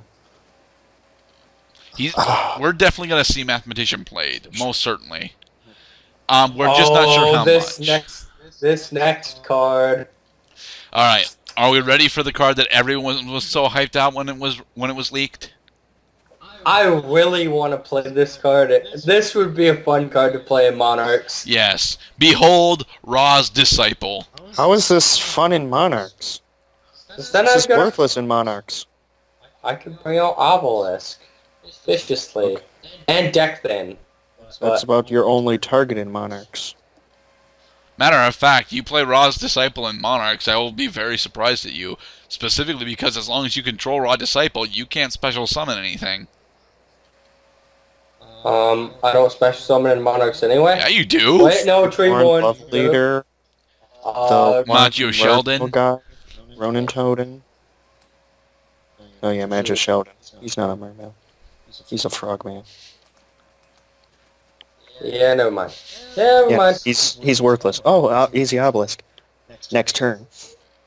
Because you really don't have any special Yeah, because summons you for him. can't really special summon him unless you just go all out and do a Shining Angel. Warning, I'm gonna make an Egyptian God deck with Shining Angel now. I'm just doing it.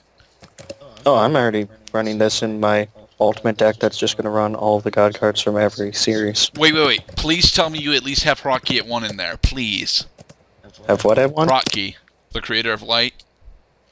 Of course. Thank you. Said every God card of every series. It might be a little cluttered, but that's okay. We're going to bring out Odin, Obelisk, and Dread Scythe. Not Dread Scythe. Sorry, Dread Root. They have similar names and they're similarly badass, so... I'm going to keep the Dreads out just because... Oh, then that means you're going to go into Raviel instead. Well, yeah. Raviel I kind of see more as the god of that name. Yeah, Raviel. If we had to pick one particular god for that series, it would have been Raviel, even though Uriah is so much cooler. Well, yeah, I'm going to run all three. But Of each. Ra's Disciple, it's clearly designed, even in its card text, to bring out the Egyptian gods. That is what it's there for. So, if you bring out Ra, you get a 3,300 beater. No, you don't, actually, because he lost that enemy effect. Damn it! Ra is still useless! No, because you soul charge your Obelisk and Cypher back. Stop bringing with up the- Soul Charge! Huh? It's not fair! All of my arguments are trumped by Soul Charge. You bring out all three disciples, tribute for Ra, tribute all three off, bring out the creator of light, and win. Yes. It's like, I win. Why? Because soul charge broken. I don't care. So is this my card, this next card makes me actually want to make a God deck. Just because, why not? He is referring to, of course, the next villain card on our list, Mound of the Bound Creator. I honestly would not see myself running Mound of the Bound Creator for a God deck, too cluttery, but I would most certainly run this in Haman or Malefics. Matter of fact, a lot of people have been telling me that they're going to start running, they're going to use Malefic Cyber End with this and just sit on it. Holy crap. Oh, holy crap. My Crystal Beasts now have 9 field spell cards. Fuck me. But remember, Forrest, your field spells cannot be destroyed by other field spells anymore. That makes this even better. Maybe we'll only do 7. 9 might be a little... We don't need 3 copies of this. I'm already running 3 Advanced Darks and 3 Rainbow Ruins. It's like, why? Because you can thin so fast. Running through Terraformings and Rainbow... It's like, Rainbow Ruins, draw. Rainbow Ruins, draw. Rainbow Ruins, draw. Okay. I'm on Rainbow, blah, blah, blah. I'm on to the Bound Creator. I win. Almost, because Haman and Mound would both equal up to 2,000 damage, right?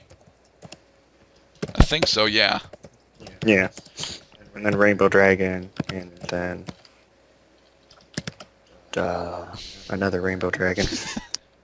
Yeah, Mound of the Bound Creator is awesome if you're going for that level 10 or higher build. Now, the main problem that I have seeing with it is that it's clearly meant to be used with the Egyptian gods, but with the generic effects on it, it's not going to be. The only way that I would see it being used with the Egyptian gods is if you were seriously going to build that villain's deck. And while you most certainly can do that and be successful with it, it's something that you're gonna have to really dedicate towards, and you're not gonna have much space for answers. And in that kind of deck, if you don't have answers, getting out Ra is still pointless. Because this really only protects Ra and maybe Slifer, because Obelisk himself pretty much already has most of these effects. Still protects them a little, but it's ultimately it's like, hey, you also have this. Oh, okay, whatever. Like, you also take the 1,000's kind of cool too, a little bit. The giving Mind's Eye to all of your level 10 monsters is amazing. Anyway, Shooting Star. This next card seems meh to me. Release it in America already.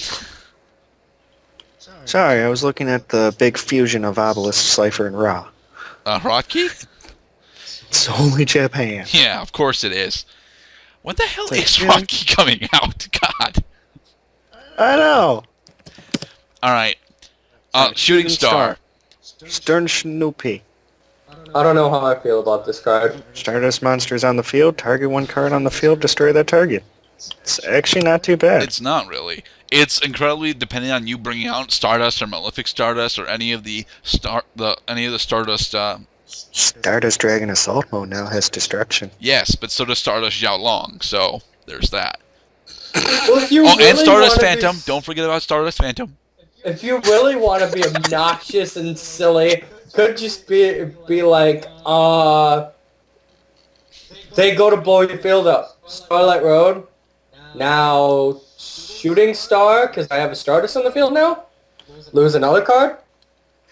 Now, I could most certainly see Shooting Star being used outside of a dedicated Stardust build. But he's more comfortable with the dedication. He really is. And in all honesty, a dedicated Stardust deck is by no means bad. It's not, Stardust. because you still have Stardust, and Stardust is fucking amazing. He's the answer to answers. Plus, you now gave him destruction. It's just small amounts of destruction. Yeah, which it's still not bad. It's still like 1 for 1. It's like, oh, you have to have Stardust. Yeah, you probably. In all honesty, that's your generic rank 8, or sorry, level 8. Oh, that's not nice. He's just. It's Stardust. You put him in everything. Yes. Alright, moving on, we have Crow's manga cards, because these weren't actually in the anime. At least I don't think so. Yes, they were. I like this card. This gives me interest in maybe running Blackwings. You said last night that none of these actually interested you. Well, here's the thing. Did you read them? Yeah. Well, I mean, last night I was semi-tired and wasn't paying attention to some of the effects, but this is pretty much opening to hurt someone with Armed Wayne. Ahem. We're referring, of course, to Orochi the Squall. Now, Orochi the Squall is actually awesome. Schwarzflugel Orochi D. Sternbo. Very nice. Thank you. Although I'm pretty sure... No, it is D, isn't it? Yeah. Anyway. Wait, yeah, I read German. I thought it meant a word Portugal. I don't know. Did you want to lead on the discussion of this? Or? I kind of do. Okay. Orochi is awesome. Alright, the ability to special summon from your hand is something that makes the Blackwings far more swarm heavy. And honestly, they need the additional speed. The fact that he's a level 1 tuner makes him on par with Gale, because being on par with Gale is awesome. And the fact that if he uses a single material monster, you can change the battle position of any monster on the field, that is another awesome thing.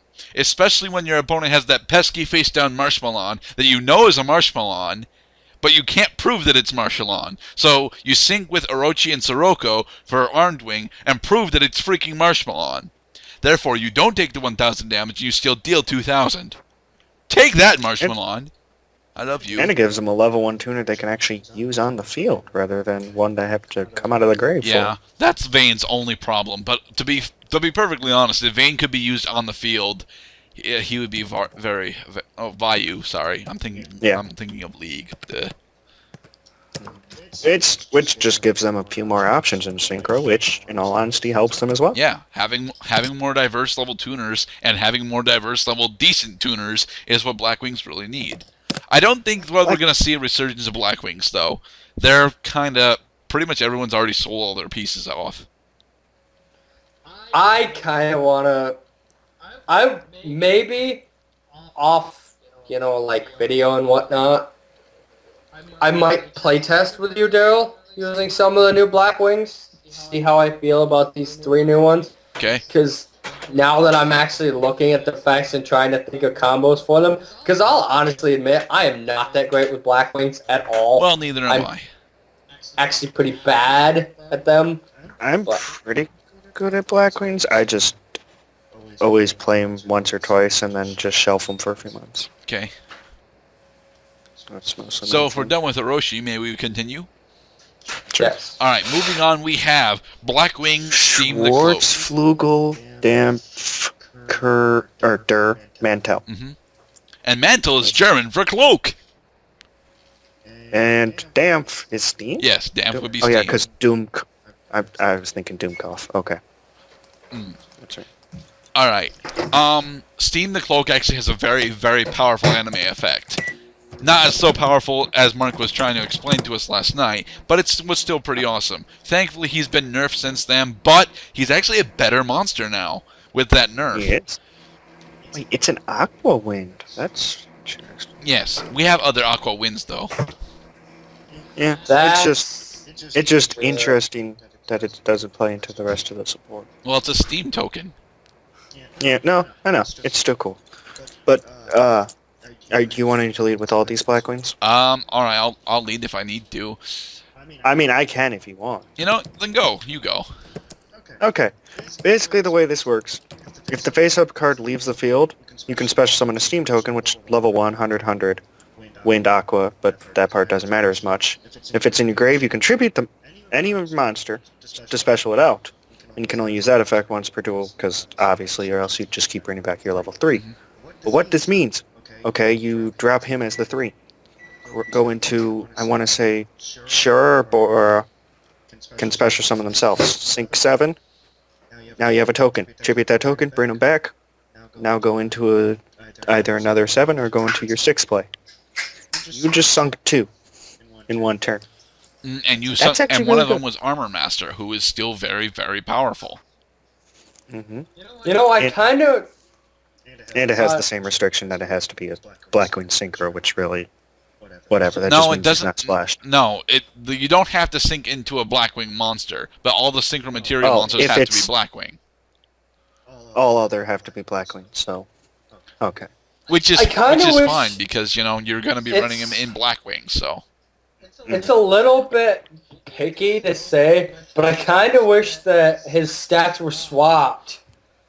Because then you normal him, get the Black Whirlwind off to SS Breeze, so you've got an extra Blackwing to do syncing with if you want to go into a bigger monster than just the 6 or 7, and then you can still go through your loop with him. But right now, if you do it, then you can go into Ghibli, or Mistral, or... Yeah, but the No, you sad can't go part to is Vayu, damn the stuff that you can grab now, nobody wants. Hey! I run Mistral! I like Ghibli. I think Mistral may be run, but I don't think he's run outside fun play for Blackwings. Well, how else are you going to sure. go into Silverwind? Oh, it's also... If he just has to leave the field, so you can Zephyros bounce him to get... Yes, you can Zephyros bounce him, and then you'll get your token. And then you can go into, I believe, our last card, Orochi, and bring out Formula. Yep. Which, in of itself, is kind of interesting, too. Alright. Gives them potential Quasar, but really they don't want it. I really like this next guy, Hurricane the Tornado. As do I. Hurricane Tornado is awesome. How about you, Lead Forest? He's actually kind of cool, too. Mind you, it is synchro things, so that's... Well, I guess you can target your own, so that's right. Okay.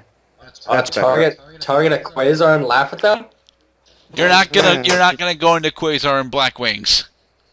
You can. You can, but you're not Yeah, going but to. your opponent might have a Quasar out, and then you have a 5,000. And then they negated it and destroyed it.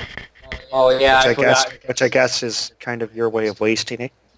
Yeah, because then Their you fissure negation. them. Haha. But it's still certainly an interesting trade-off. Basically, this one, it's a 001 tuner, but it can, if you target a synchro monster in the field, and that's both sides, as we just explained, its attack becomes the same as it until the end of the turn, which does help you get over stuff. Yes. Plus, you still have the Kalute, is it? Yes, The Kalute. dropper? So you can potentially go over as well if you don't just want to sack him. Which I'd honestly just sack him. I don't know if it's really worth Kalute. The whole reason that I like Hurricane, although his effect is pretty nice, I like the fact that his artwork, he is this buff bird. And he's clearly a humanoid bird. He's not like any of the other Black Wings that are kind of humanoid, but he is most certainly humanoid. I think he's a fake Black Wing. No. Oh, he's a hurricane. I'm not saying anything. He's a hurricane. He's a Rocky Balboa. What? Whatever, just have my attack. That's how the effect works. Alright, moving on to Black Sonic. God, this thing is broken. Wait, what was the... I'm trying to remember. What was the thing that we were talking about last night? Yeah, fuck my life. Last night that you guys thought was bad. Isn't that Black Back? Probably. Whatever their mirror force is. Yeah, they're black. Yeah. It's either Black Back or I don't really remember what it is, but it's a trap card. You have to have 5 Blackwing monsters in your grave. When your opponent declares an attack, destroy all monsters they control. Ugh. Wolf Thorns at least only had to have... That's... The second part's situational, but that's deadly if you only have 3 Blackwings out. And to actually explain what the card does, Black Sonic. When your opponent's monster declares an attack on a Blackwing monster you control, you can banish all face-up attack position monsters your opponent controls if you control exactly 3 Blackwing monsters, which isn't really hard, and no other monsters, which if it's Blackwings, you're probably only running Blackwings, because they don't really need any other archetypes. They don't.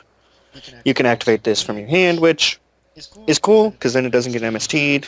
You can have it happen whenever, but ultimately you're gonna set this card. It's a hand trap that's actually a trap card. Oh my god! Delta Crow I've anti-reverse actually did it seen a lot of first. those lately. Yeah, but it's nice to see one that's not trap trick, it doesn't require trap tricks. Because trap tricks are the only thing I know of that can activate traps from hand. Black Wings have another card. Delta Crow anti-reverse. Do you not remember the last pack we talked about? With the 2 or 3 different archetypes that got trap cards that could activate from hand? Yeah, like the Galaxy... Tachyon? No, it's the Tachyon hole, right? Galaxy Tachyon thingy? Yeah. I don't know if it's Tachyon Hole. I think I thought it was No, Tachyon. it's Tachyon Transmigration, I think. That's it. Transmigration. Wow, Blackwings are getting some seriously nice support in this pack. I also forgot Schwarzer Shawl. hmm It's actually supposed to be Squall. That C is really hard, but eh. Oh, I pointed at the screen and giggled when I did it, so you know. All right. Up next we have Blackwing Revenge. I really like this guy. I like this too. If a Winged Beast type monster you control is destroyed by battle and sent to the grave, special summon 2 Blackwing Blackcrest tokens. Winged Beast Dark level 2, 0800. Actually, not bad. It's not. Ooh. And honestly, the whole reason why I like it is that it gives you an opportunity to find that mythically rare level 4 Blackwing tuner and then go into Silverwind the Ascendant. Or you can, just use Gale. You can just special summon Gale and go into Armor Master like you usually do. Is there a normal level 3? Yeah, you got Ghibli and Breeze. Breeze is a tuner. Breeze is a tuner? Last I knew, Breeze was a I don't tuner. think Breeze is a tuner. I'm pretty sure Breeze is a tuner. Breeze is the one that comes out of the deck, right? Yeah. Yeah, Breeze is a tuner. So that's why I used to run him, because you could search him with what's-its-face and special. Yeah, that's why I kind of wish that it was reversed stats because of Breeze. Yeah, Breeze. So I had to double check, but yes, Breeze is a tuner. I forgot that. You wish it was 800 attack instead of defense? No, I wish it was 1200 attack, 800 defense. He was referring to Steam. Yeah, I was referring to Steam. Okay. Consistency. We suck at it. I blame Mark. I'm doing fine. Well, yeah, I guess I'm blamable for that. Yes, you just now.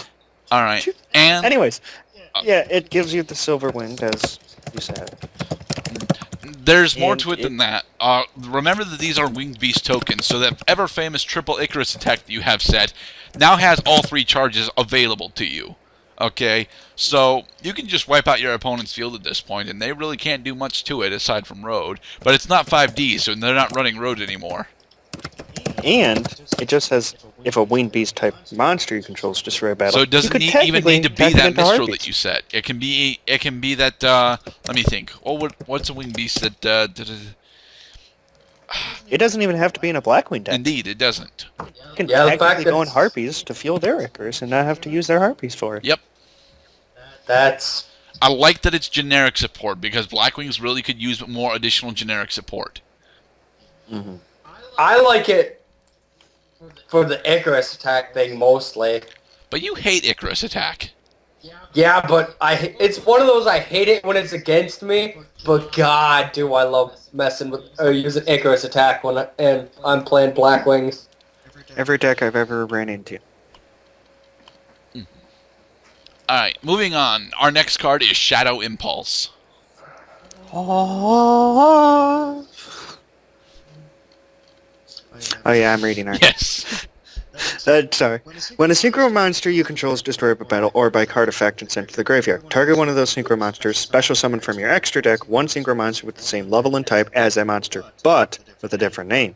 Can only activate one Shadow Impulse per turn. Say, there's this combo that people should be bringing up: Stardust Dragon into RDA.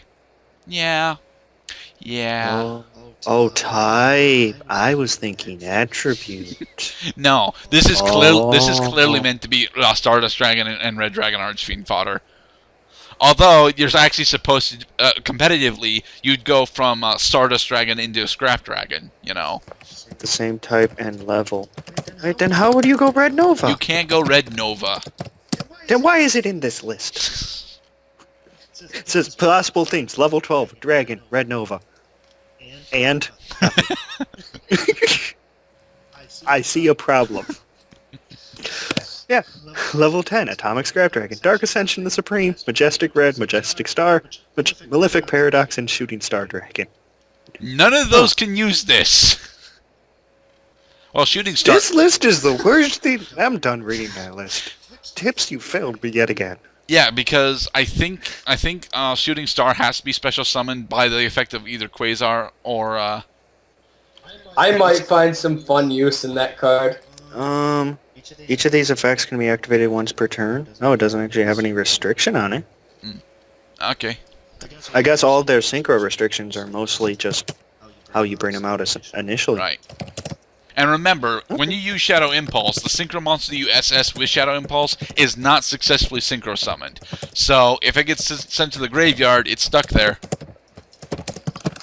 Oh, Junk Destroyer, Road Warrior, Crimson Blade, or Colossal can all interchange with each other. Yeah, but you're not gonna want to go from You're not gonna want to go from Crimson Blader into Junk Destroyer. No, but you could go Junk Destroyer to Crimson or Junk to Road. Would honestly not be a bad thing, because then you can blow up the field, then go into 3000 that also can special summon a level 2 lower warrior machine. Well, that's kind of... I could see fun in using that card in my Junk Doppel deck. Yeah, you have some plays with that kind of deck.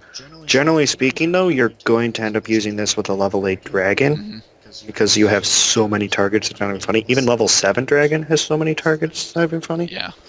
It's just like... Oh, you killed my Scrap Dragon. Now I have an RDA on the field. Oh, you killed that. Now I have a Stardust. Yeah, no, there's a lot of different options. That being There's some said, decks that it's just with funny. with the advent of Ixie, synchros have been not seeing all that much play lately, especially with the diversification of pretty key synchros.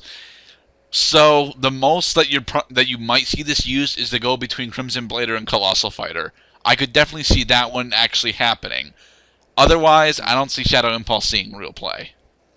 I don't know how to feel about this next card, but it's good protection slash XYZ use. Before we actually continue on to the next card, Forrest, do you think Shadow Impulse will see any play? I may toss it into my drill deck type thing, just until I get supply units in the TCG, Okay. just to kind of fill out the spots, because it's cool, but I don't know, it doesn't feel like it's that terribly worth it all the time. It's one of those weird, it's not bad, but it's not good. Right. It's kind of just there. All right. So, man, I really wish we had the English name, the actual other English name for this, because that would be awesome. Here we have Assault Dog, or as I'm going to call it from now on, Assault Blast Hound. That is a much better name. Yes, it is. I would have to agree. All right. Angrist, I'm not even going to attempt that. Level 4, 1200, 800. When this card is destroyed by battle and sent to the graveyard, you can special summon any number of Assault Dogs from your deck. Hey, Hyena, you got a buff. Hyena, you have you have a backpack now. And machine guns. Holy, sir, slow your roll. That artwork is way too cool looking for what this thing is. Indeed. It doesn't even... Double machine guns? Yeah, I summon more of me when I die. That doesn't make sense, artwork. It is still awesome, and I could definitely see this actually seeing play, much like Hyena is supposed to be seeing additional play right now, but isn't. It's just because it's destroyed by battle and sent to the grave. That's just... With so much card effect destruction going around. It's not a game, and I will as soon as I'm done with what I'm doing. Mark, go get dinner. You can eat while we're doing this. We still got 20 cards Jill? left. Work all day and then fucking slave over dinner and neither one of you bother fucking... On another note, that next card, oh my god. Go do your thing and stop moving 5 cards down the list when we're still on this one. So, Forrest, do you think you're gonna see Assault Dog used? I don't know. It's just with the amount of card effect destruction, it's hard to run anything that destroys with battle or flips. This is true. Just because if you set a card, it's like, well, I better pop that. Yeah, poor man in your bug. Let me flip my gem turtle. Let me make this deck work. All right. So, next up we have Gate Blocker. Tor block. Level 4, 100, 2000, rock, earth. Negate the effects of your opponent's field spell cards. Your opponent cannot place counters on cards on the field. Your opponent cannot target other monsters you control for card effects. Indeed. I've been hearing a lot of things about Gate Blocker being used for rock stun, and I can see why. But placing counters on the field, that doesn't really apply anymore. Oh, I run spellcaster decks that do it, but I'm like weird in that case. Yes. Mostly because it's like, throw it on Endymion because Banish isn't as big right now and people don't expect counters.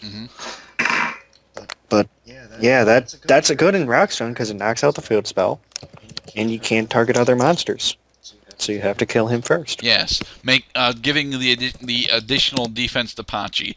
But how are you going to get him into defense mode? Because if you normal summon him, he's just going to get run over, and then they're going to use their Blue Thunder T45 to run him over, and then, well, they won't get the token because you still have Pachi on the field, but well, then they're just going to attack Pachi with Blue Thunder T45.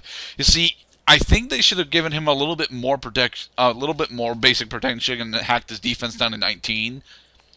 Where he would have to be the target of attacks as well as card effects. That could have helped him a little with the 19 damage. It's weird because you'd normally set him, but then they'd probably pop him or something. Yeah.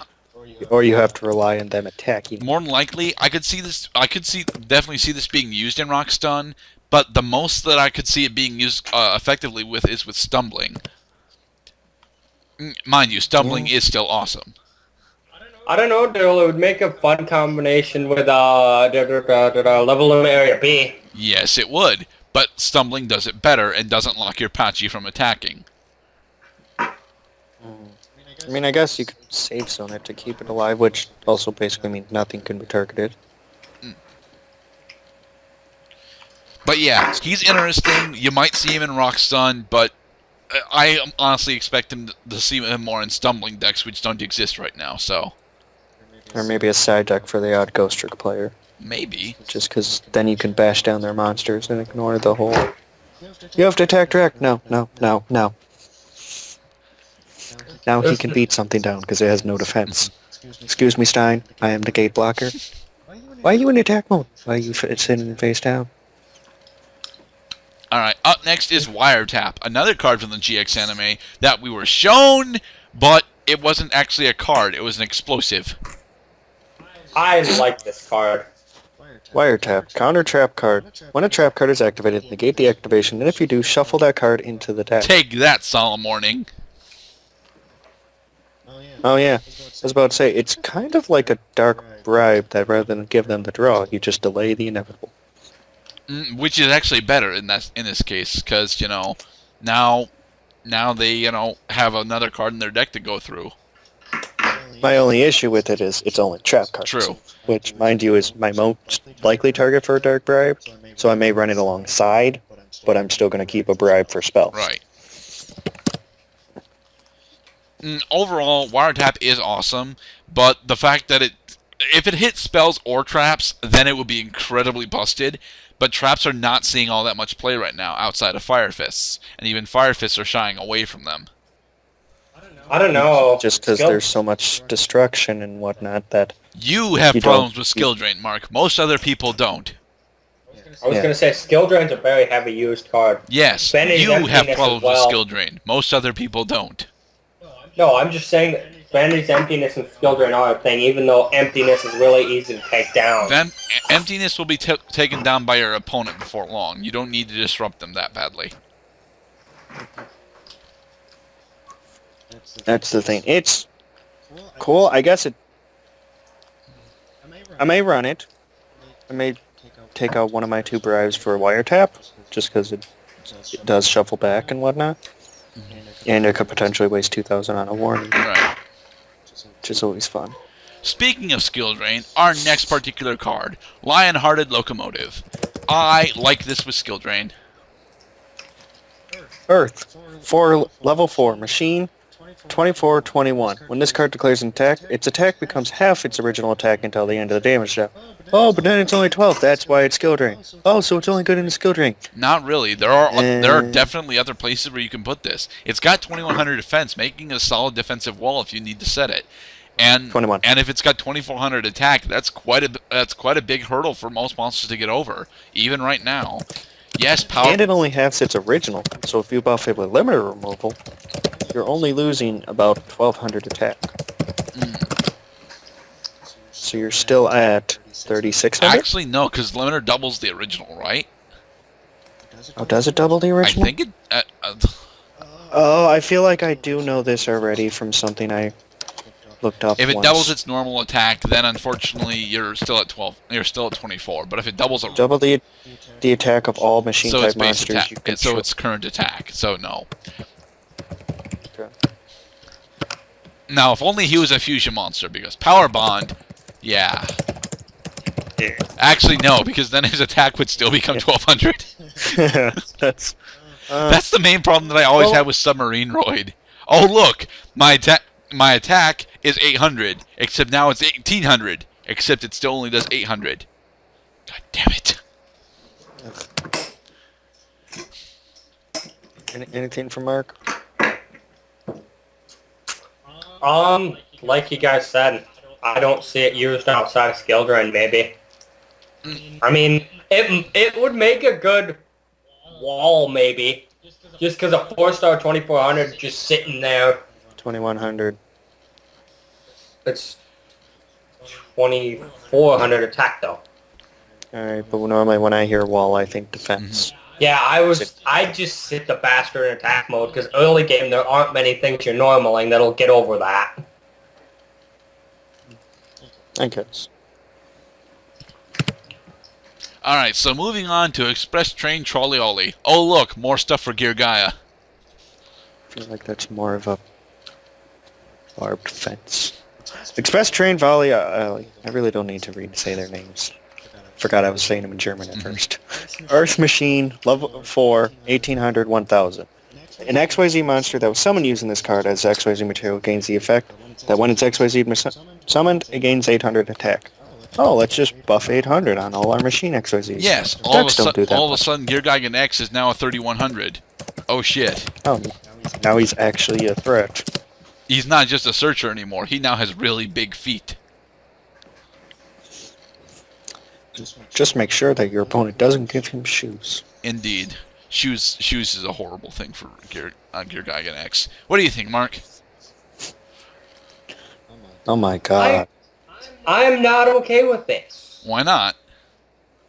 Because I've got enough crap to deal with stupid Gear Gaia and Machina and all that crap.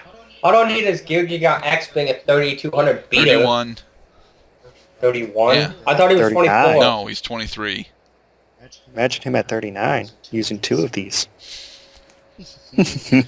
Don't give me a heart attack, Forrest, please. Oh, because you don't have a 4000 beater or anything. I do, but still irritating. Honestly, that would be a pretty big waste on Gear Gaia X, though. I honestly would see people using this more on like Utopia or Gemini Pearl. Mm-hmm. Still, it's pretty cool. With 1800 base attack, I could definitely see it being used as an offensive wall for a while.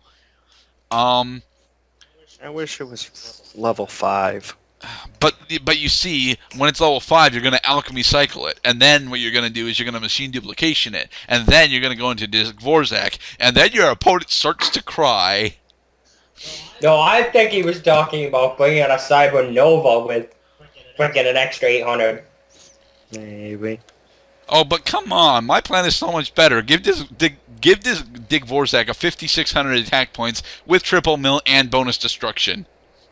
Oh, he'd be up to 56. Okay, yours is actually better because mine's only at 5,000. Mind you, it costs a card to get it up there, but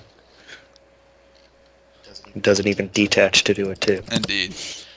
Alright, so we like Trolley Ollie. It's just not something that, we're going to see. I don't think we're actually going to see this one too much. It might be interesting to see how the train deck actually goes. Because, there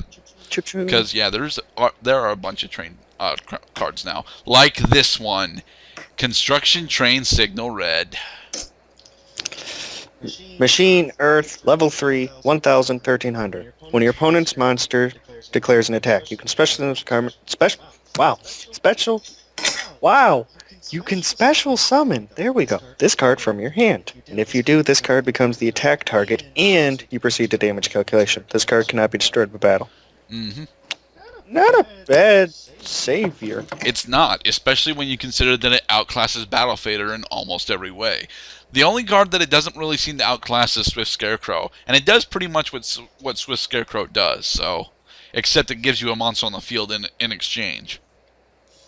Yeah, but depending on your deck, you can recycle Swift pretty quickly. Mm-hmm. If you're running Drill Warrior, which is the most fun thing ever, but that's a tangent for another time. It's honestly not a bad protection card It's at all. not. It's very good. I don't think we're going to see it all that often because it's a train card, and most of the people are going to want to say, "Oh, the trains from Zeal were just blah," so they're not going to build a deck focus on it. So they're just going to overlook this. Thing is, as a generic card, it's fucking amazing. I'm honestly thinking about throwing it in Madolches over Fader if I'm running it in there, just because it's also a level 3. Yeah. There's my MX Saber Invoker. Oh. God Yeah. damn this pack. This pack is just trying to get Forest Spotter to beat my face anyway. Mark, you get lots of stuff in here. Jesus. If you were any good, you'd understand how the game works. Fuck you, Forest. Alright, so universally, we actually like Train Signal Red. How about you, Mark? I really like it. Not destroyed by battle, instant drop, and then it sends you straight to, what is it, damage calculation? Yep. Yeah. That's a thumbs up for me. Really You good could card. still even use Giant Rat to bring it out if you wanted. Indeed, I could. And Gigant can search it. But if you got Gigant, you're probably going for an actual play. Yeah.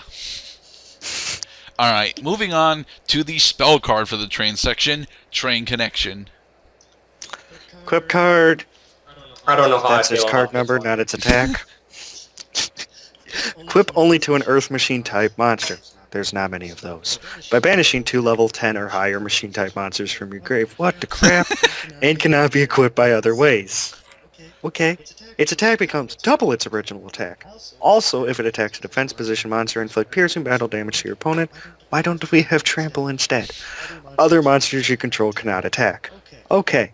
Can we put this on double Psychroid? Yes, we can. But Perfect. We can put it on Rocket. Oh, wait, no. here's the thing. We would need Prisma to do it. Would we? Yes, we would need Prisma to do it. Why would we need Prisma? Because I can't think of a way to put Barbaroid into the graveyard. And Prisma wouldn't help with that. You could put it on Rocket Arrow Express. How the hell would it... Okay, to do that for us, I would need to, 1, special summon Rocket Arrow Express on my first turn, and have 2 other Rocket Arrow Expresses in my hand. Have them both go to the graveyard, and then during my next turn... No! I still can't do it then, because during my standby phase, to keep Rocket Arrow Express on the field, Train Connection has to go to the graveyard. I swear, the people that make these lists literally just type in everything that could potentially work without even looking at the cards. Mark, stop editing the wiki. No! But Machina Force, okay. Okay, No. how do I get Machina Force out, and why would I use it on that? Train Connection, I don't Honestly, I'd like throw it more in, like, Fortress or something. Yeah, I would definitely put this on... here's the thing. Oh! I can put it on Halberd Cannon. Yes, you could put it on Halberd Cannon. I want to put this on Perfect Machine King. That's what I want to do. I'm putting on Halberd Cannon. This is going in Sylvans. But you don't have enough level 10. Shut up, person.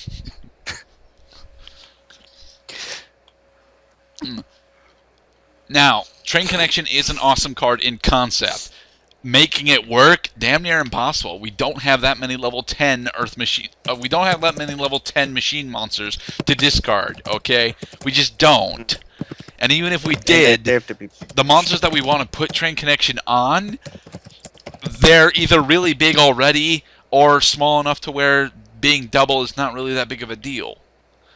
Like, the most deck I could see it is in the rank 10 machine spam, which isn't just going to run it. Maybe we'll see more with trains, or maybe it's just a kind of... I don't know what to call it. Just card they made thematically. Perhaps. A But even- thematic card, you know, does make sense for Konami. They've made a lot of those. Prepare to strike back, you stupid... Yeah.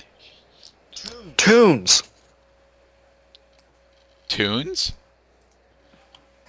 Listen, there's like 5 Toon monsters. I'm calling them a theme at this point, seeing as they ain't finishing the deck. True. It's the only way I can justify it. Alright, moving on to number 73, Abyss Splash. Abyss Spritzer.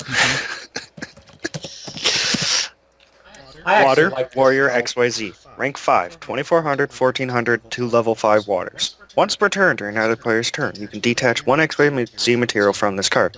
Double this card's attack until your opponent's end phase, but any battle damage your opponent takes from attacks involving this card is halved for the rest of the turn.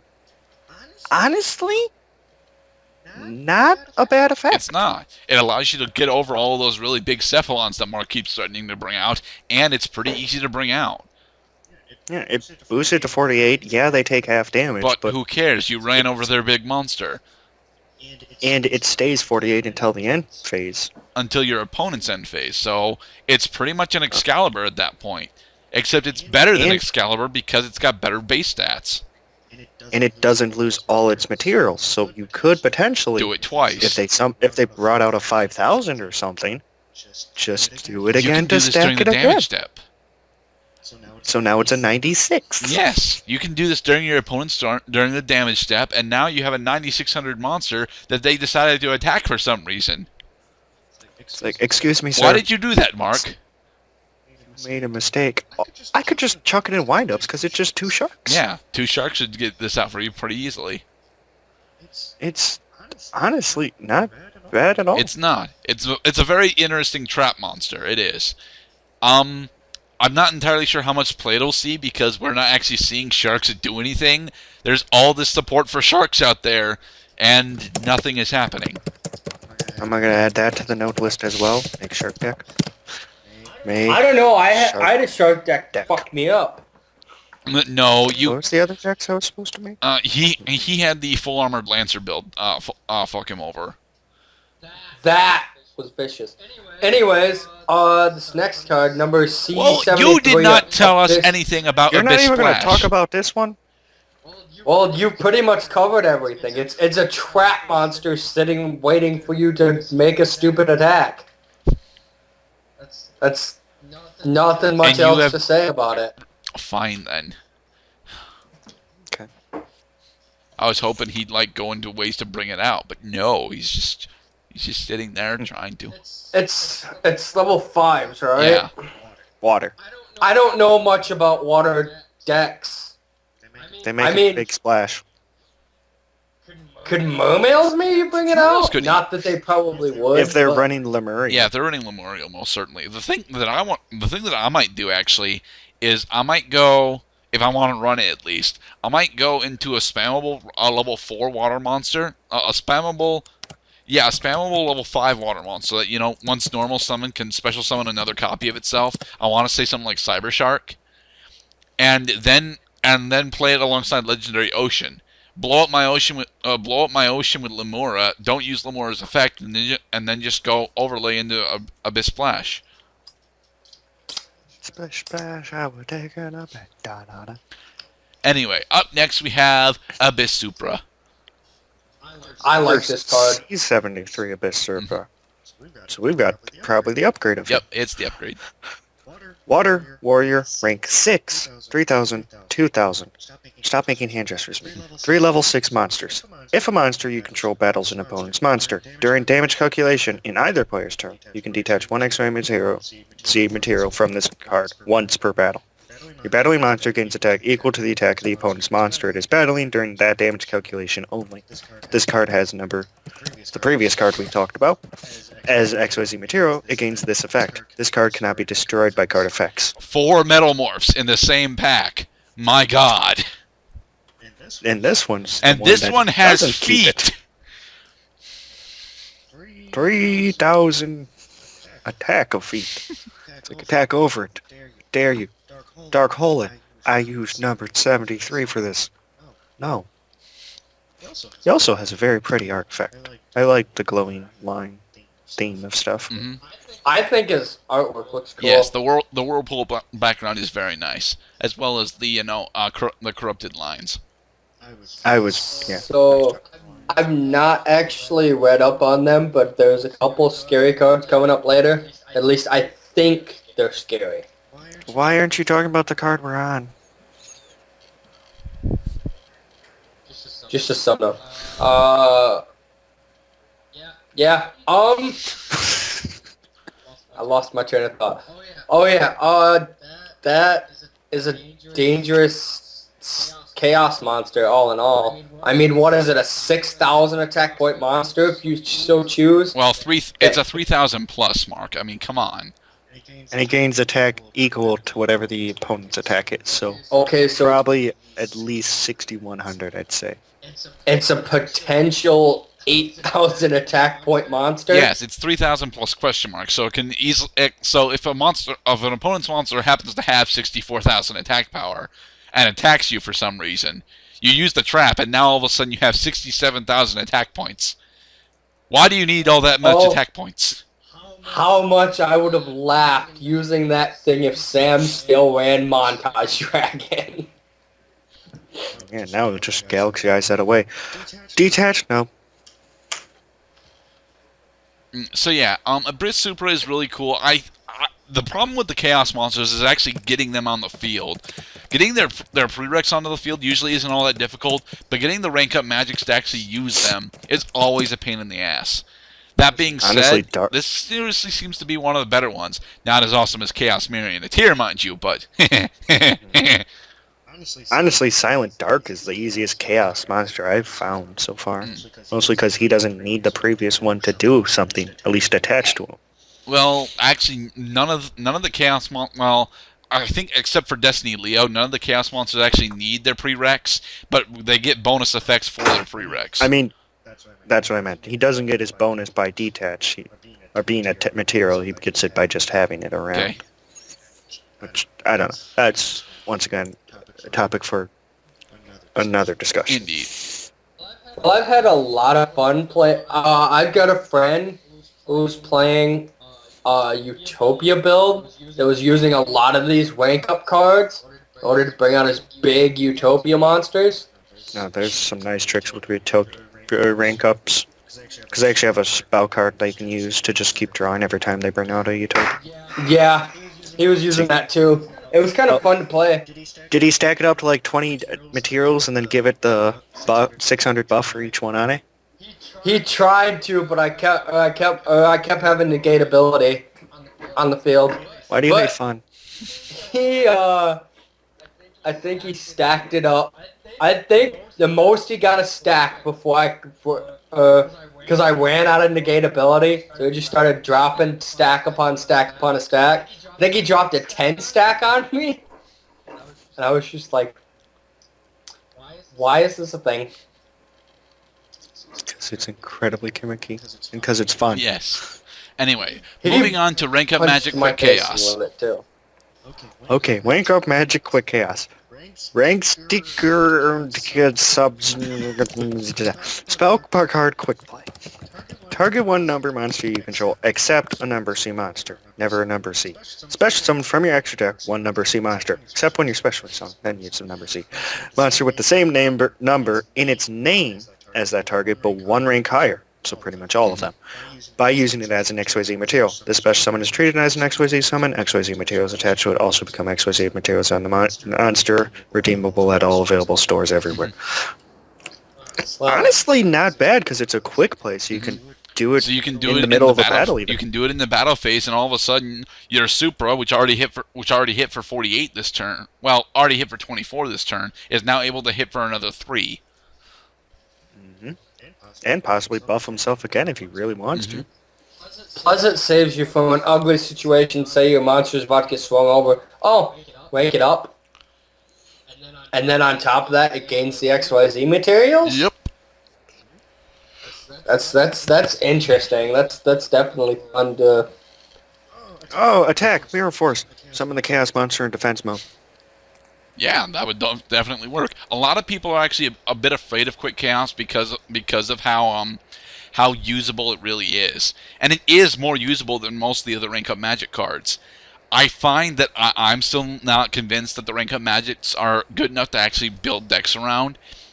But if I were to run a rank up magic, it would most certainly be quick chaos.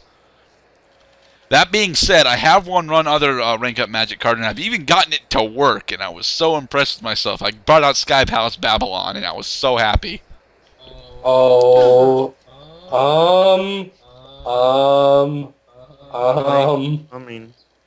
I mean, this next card scares me. This next card scares me too, actually. Y'all read too far ahead. Number C5 Chaos Chimera Dragon. Dragon. Dark. Rank 6. 0/0. What a pansy. 3 or more level 6s? Okay, he's got a more. This could be scary. Hold on to your butts. This card gains 1,000 attack for each XYZ material attached to it. Okay, so we're gonna buff.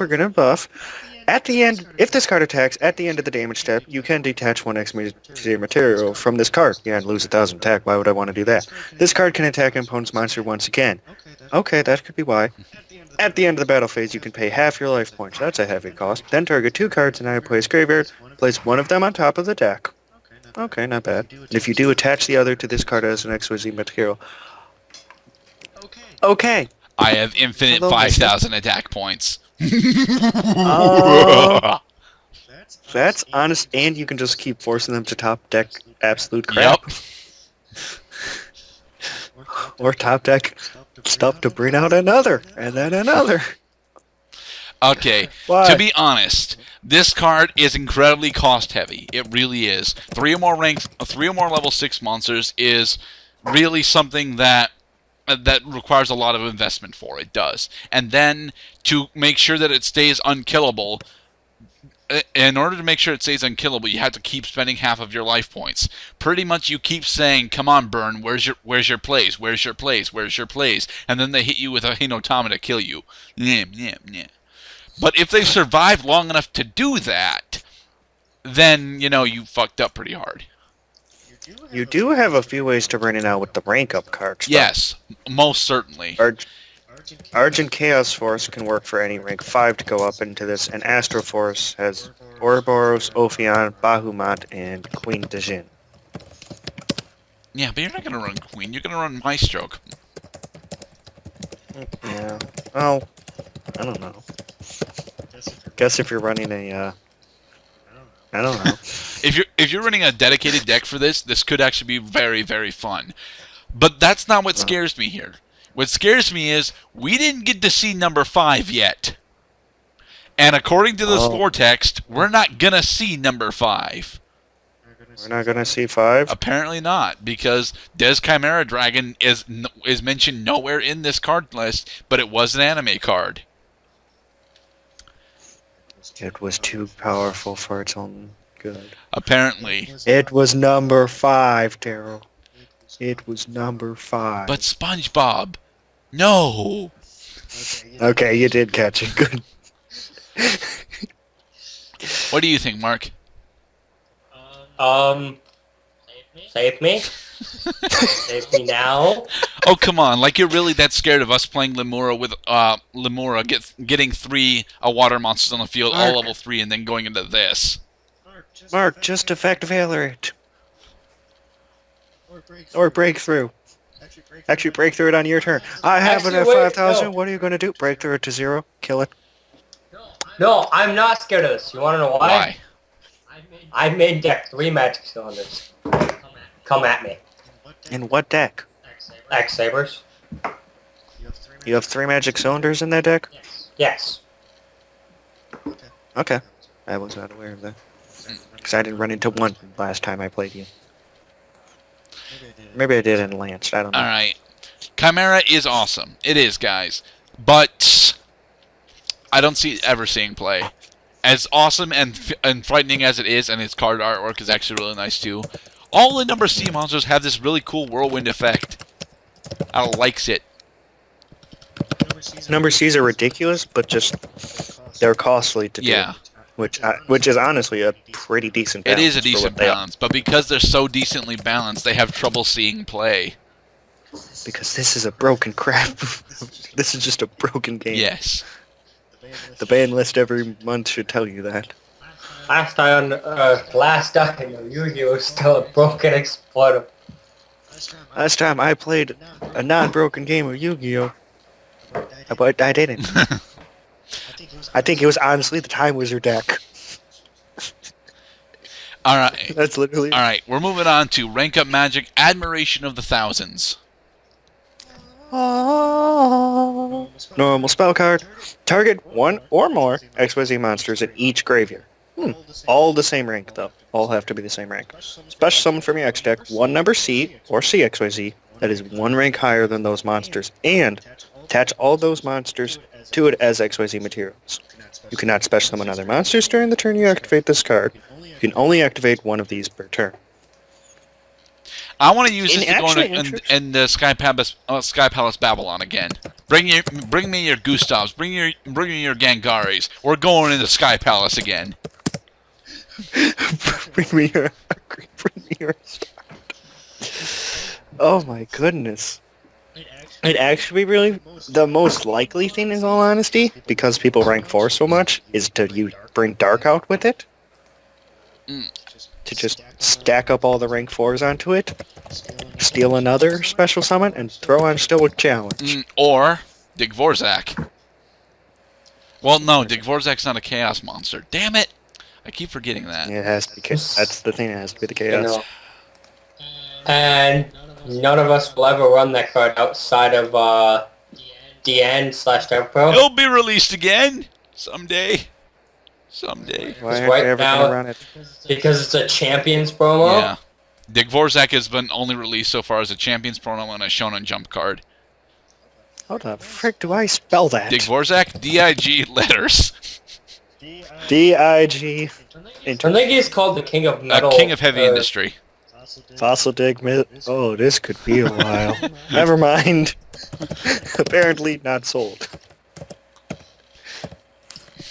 Alright. Dig. I'm not typing dig into Amazon. That's. I have other things King to of do. Heavy Industry. Yeah, we're just gonna look it up when I'm not the one reading all the cards. Alright, so I like Admiration of the Thousands. I do. It allows you to There you go. it allows you to steal so very much, and it is awesome. That's the thing. You can just stack up everything, so it's like I have all of the things on me. Mm-hmm. And then you fuck over your opponent's chaos plays because, oh look, all of your light and dark monsters are mine now. They're mine. All mine. Why is this like not? So How about you, Mark? How about me what? Pay attention! What do you think about Admiration of the Thousands?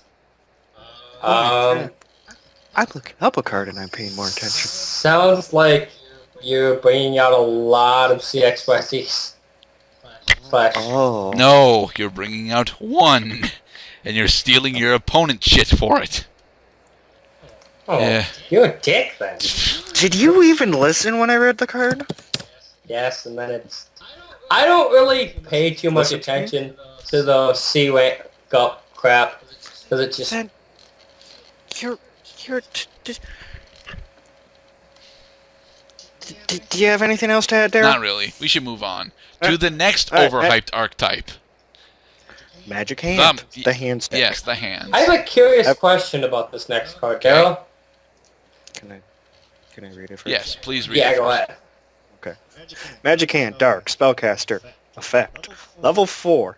800, 1600.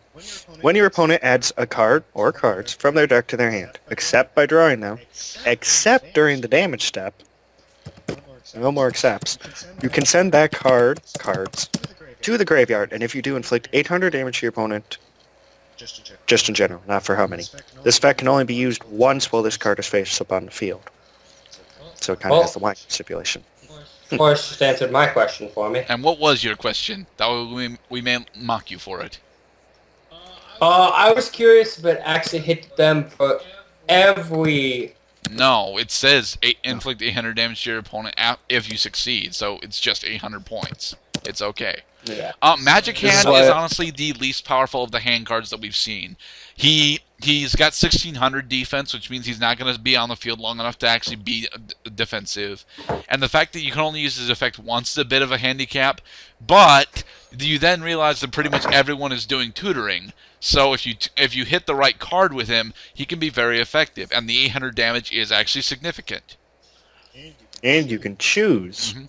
for when they tutor, not just the first time they tutor, which anytime you can choose it makes it a little more useful just because then you can hit what you want, not what they want you to hit. Hit what you want with my body. Hit what you want. No! Any other things to add for Magic Hand? Never. The song, not things to add. Well, actually, I don't think I have anything to add, so maybe never for that.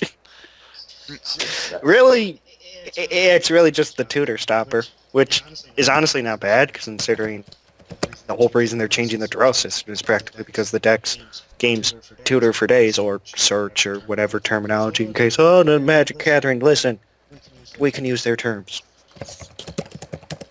Alright, so then moving on to Fire Hand. Not Firebrand, not Firehawk, Fire Hand. This hand of mine is fire. It is, surprisingly enough, in attributes. I was shocked at this one. A fire and a pyro. I mean, like, For so type. totally. I was thinking, it might be Water Fiend. It'd be really original, but no. That was actually, yeah. Level 4, 1600, 1000. When this card in your possession, so that means wherever, not just hand or field, possession. Yeah, one day I will run into that in Dolce and add.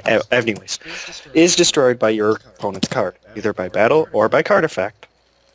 It's, the parentheses is really just for all the rule lawyers. That's technically the destruction is. It's like it's destroyed. That's all. And sent to the grave, or sorry, sent to your graveyard. That's a big mistake. You can target one monster they control, destroy that target, then you can special summon one Ice Hand from your deck, which we will get to next, unless we want to do both together. We should do them both together, but I want to mention something. It's not a 1-for-1 trade. Oh, no. You technically +1 and minus them 1. It's not actually a +2 straight out because there's a lot of theoreticals in there, but it's technically a +1 play if they kill it. And since it doesn't have enough attack power to really be normal summoned, you set it in defense mode, they kill it, then not only do you destroy the monster they control, but you get a monster in return. You thin out your deck, you special summon a monster, and you get rid of a monster. That's technically +3. And it can be destroyed from anywhere. It can be destroyed from the deck. Yes! Chain destruction! Woo! It's like, blow up everything. Oh, because it doesn't say that you can only use Fire Hand once per turn. Indeed. And then I get 2 Ice Hands out of it, too. It's like, dude, thanks. And because we might as well do them together because they do play off each other, we also have Ice Hand, who's water, because there's no ice attribute. Aqua, level 4, 1400, 1600. When this card in your possession, there's that word again, is destroyed by your opponent's card, by battle or card effect, and sent to your graveyard, you can target one spell or trap card they control, destroy that target, then you can special summon one Fire Hand. It's a loop that just blows up everything. Everything. Everything must go. If you want to really screw over your opponent, just blow up the monster that they attacked you with, so that they can hit Ice Hand, so you can get another Fire Hand. It's this loop thins out your deck so quickly and hits your opponent so hard if they just keep going at you. There's no real reason not to run these right now. These are easily going to be one of the next anti-meta plays. Simply because they thin out your deck, they give you huge pluses, and they disrupt your opponent so much. I'm honestly thinking about Madolce because one, it thins, and that's a slight problem with that deck. Two, it fits in with the theme of when in your possession. Why'd I say 3? 2, he blows stuff up. Yeah. And they're level 4s, which gives nice rank plays in generics. So yeah. Mark is still scrolling through Facebook, so he hasn't said anything yet. Oh my God, Mark! Where's Jeff? Jeff's not online. Jeff would pay more attention than you have been. Or at least he would be like, yes, this is good for Time Wizard. And he's right, too. Well, I mean, I've watched videos on the hand cards, so I kind of know what their purpose is. I hear that they're supposed to be busted. Yeah, we just went over how busted they were, and then you just ignored us during the entire rant. We are doing a video on discussing these cards, right? Yes, we are. Yeah, okay, we are. Just checking. Or just being lazy. Okay. Well, I mean, aside from the basics, they're really good loops. And that's all you're going to say? Okay. Any decks you want to splash these into? My God, he's ignoring us again. Nah, I'm checking a few things. There is one particular deck that I want to throw these into, even though I know it's inconsistent as all hell. I want to build a deck focused on Frost and Flame Dragon using these. Daryl, I was just thinking that. Must be special summon from your hand for each 1, 5, 2. Oh. I think Frost and Flame Dragon's iffy ratios make it a lot more difficult than I want to. But it's a gimmicky, fun deck, you know. Just It's 1 fire, 2 water, so it's not too terrible with those yeah. two. So you know, it's most certainly something. It's most certainly something I want to look into. I don't think it's going to be good per se, but it would be fun to play around with. Anyway, moving on to Prominence Hand. Oh, I looked at the German text. I was like, that's not the word you said at all. That's a bit dumb. Nope. Fire, Pyro, level 4, 600, 2000. If you control a Magic Hand, Fire Hand, or Ice Hand, you can special summon this card from your, wait for it, hand. Yay! God damn it, Forrest. Also, it's a hand with a tiny hand. Yes. I wonder if that represents the other hand. Maybe. Just maybe. Anyway, Kinda Prominence Hand is most certainly going to be seen play if alongside Fire Hand and Ice Hand.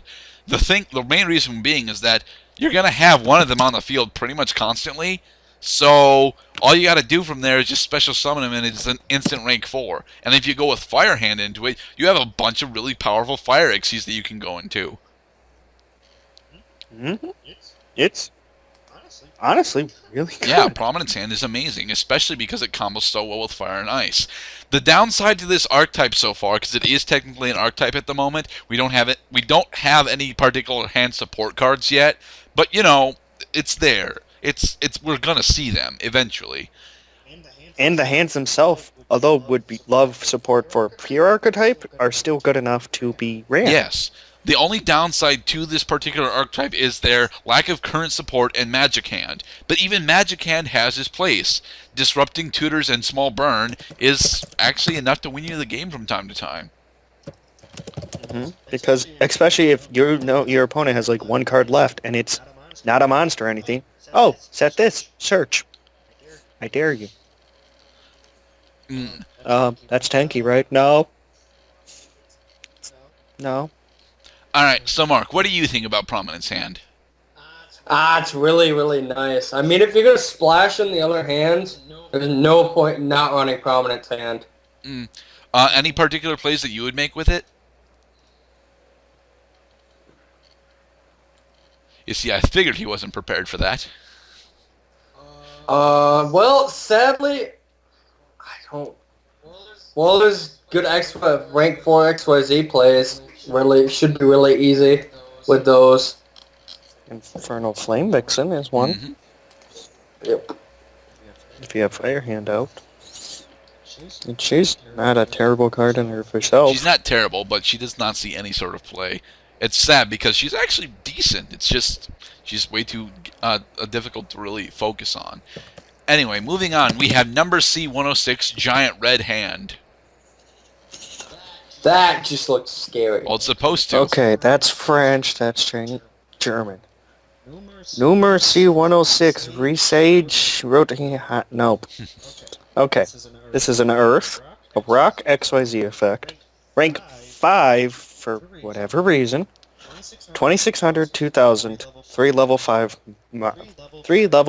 monsters. If this card has a number monster as an XYZ material, it gains this effect once per turn during either player's turn.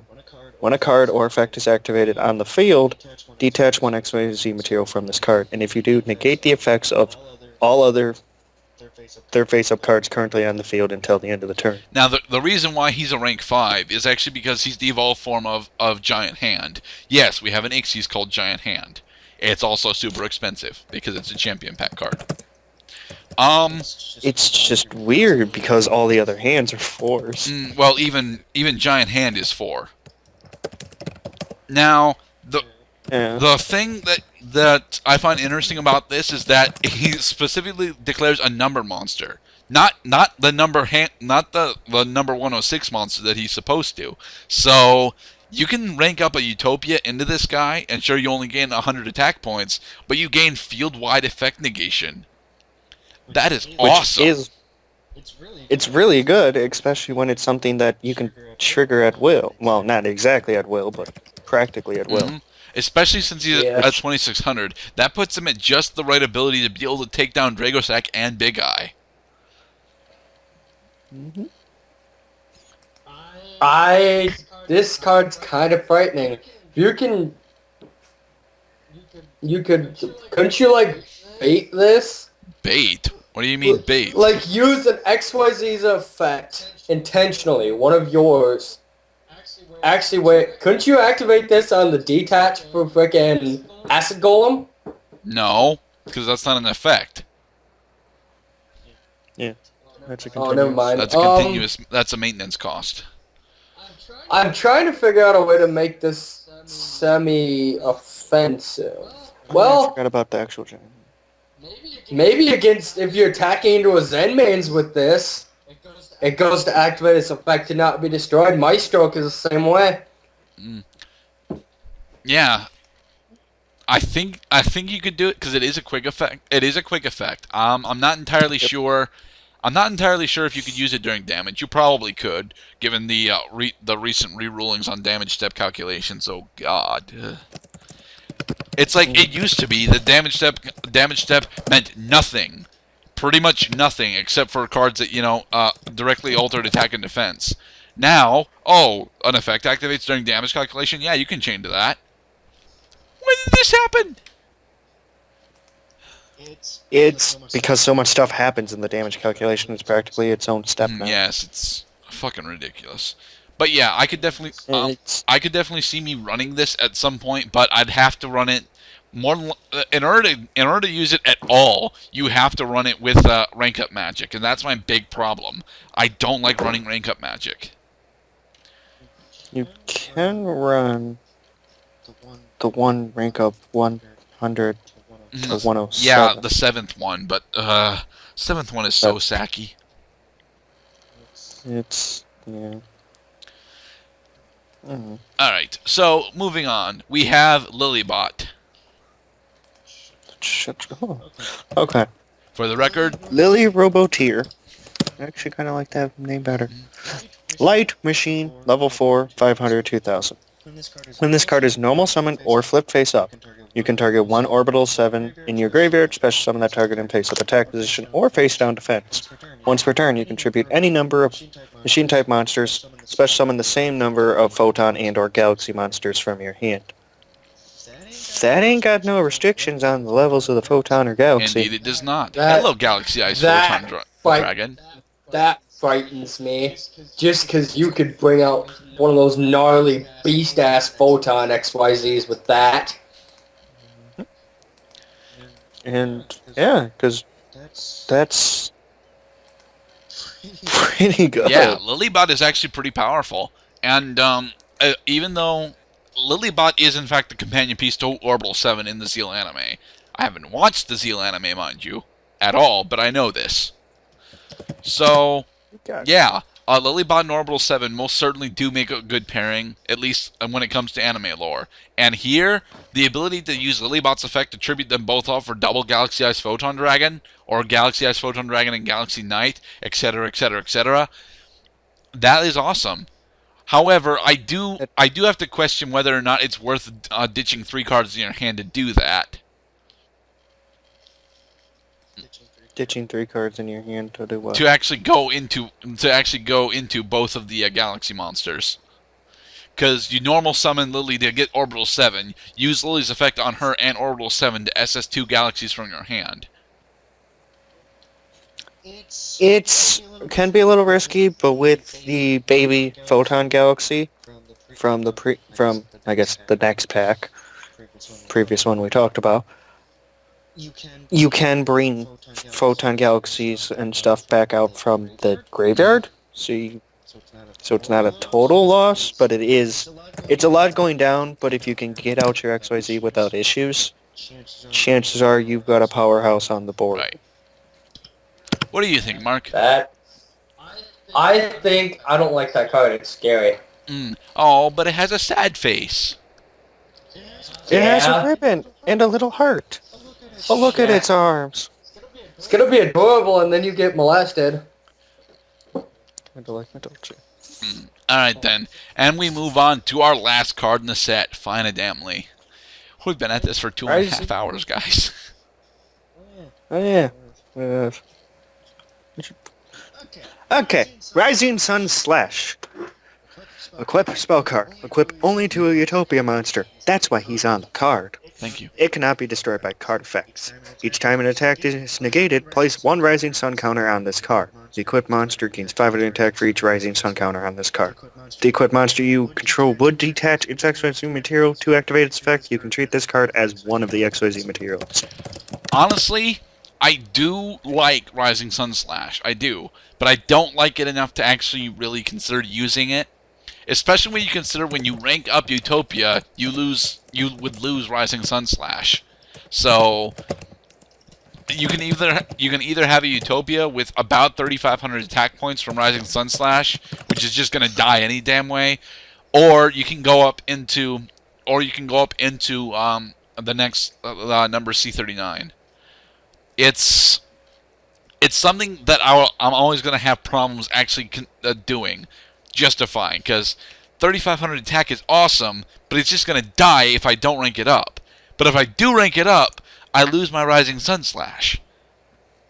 Yeah, it's a give or take thing. It's almost nice as the second protection and actually cannot be destroyed by card effects. Mm-hmm. Would that protect Utopia from himself? No. No. Okay. Well, wait, That'd it be would nice protect to- Utopia from itself, actually, because that is an activated card effect. Huh. Maybe a little better than we Maybe. thought. And if you want to go for the crazy play, you attack with Utopia. Negate his own attack. Sir, what are you doing? Now it's at 3,000. Okay, double or nothing. Attack again. What are you gonna do? Negate an attack again? Okay. Negate again, attack, double or nothing. Dude.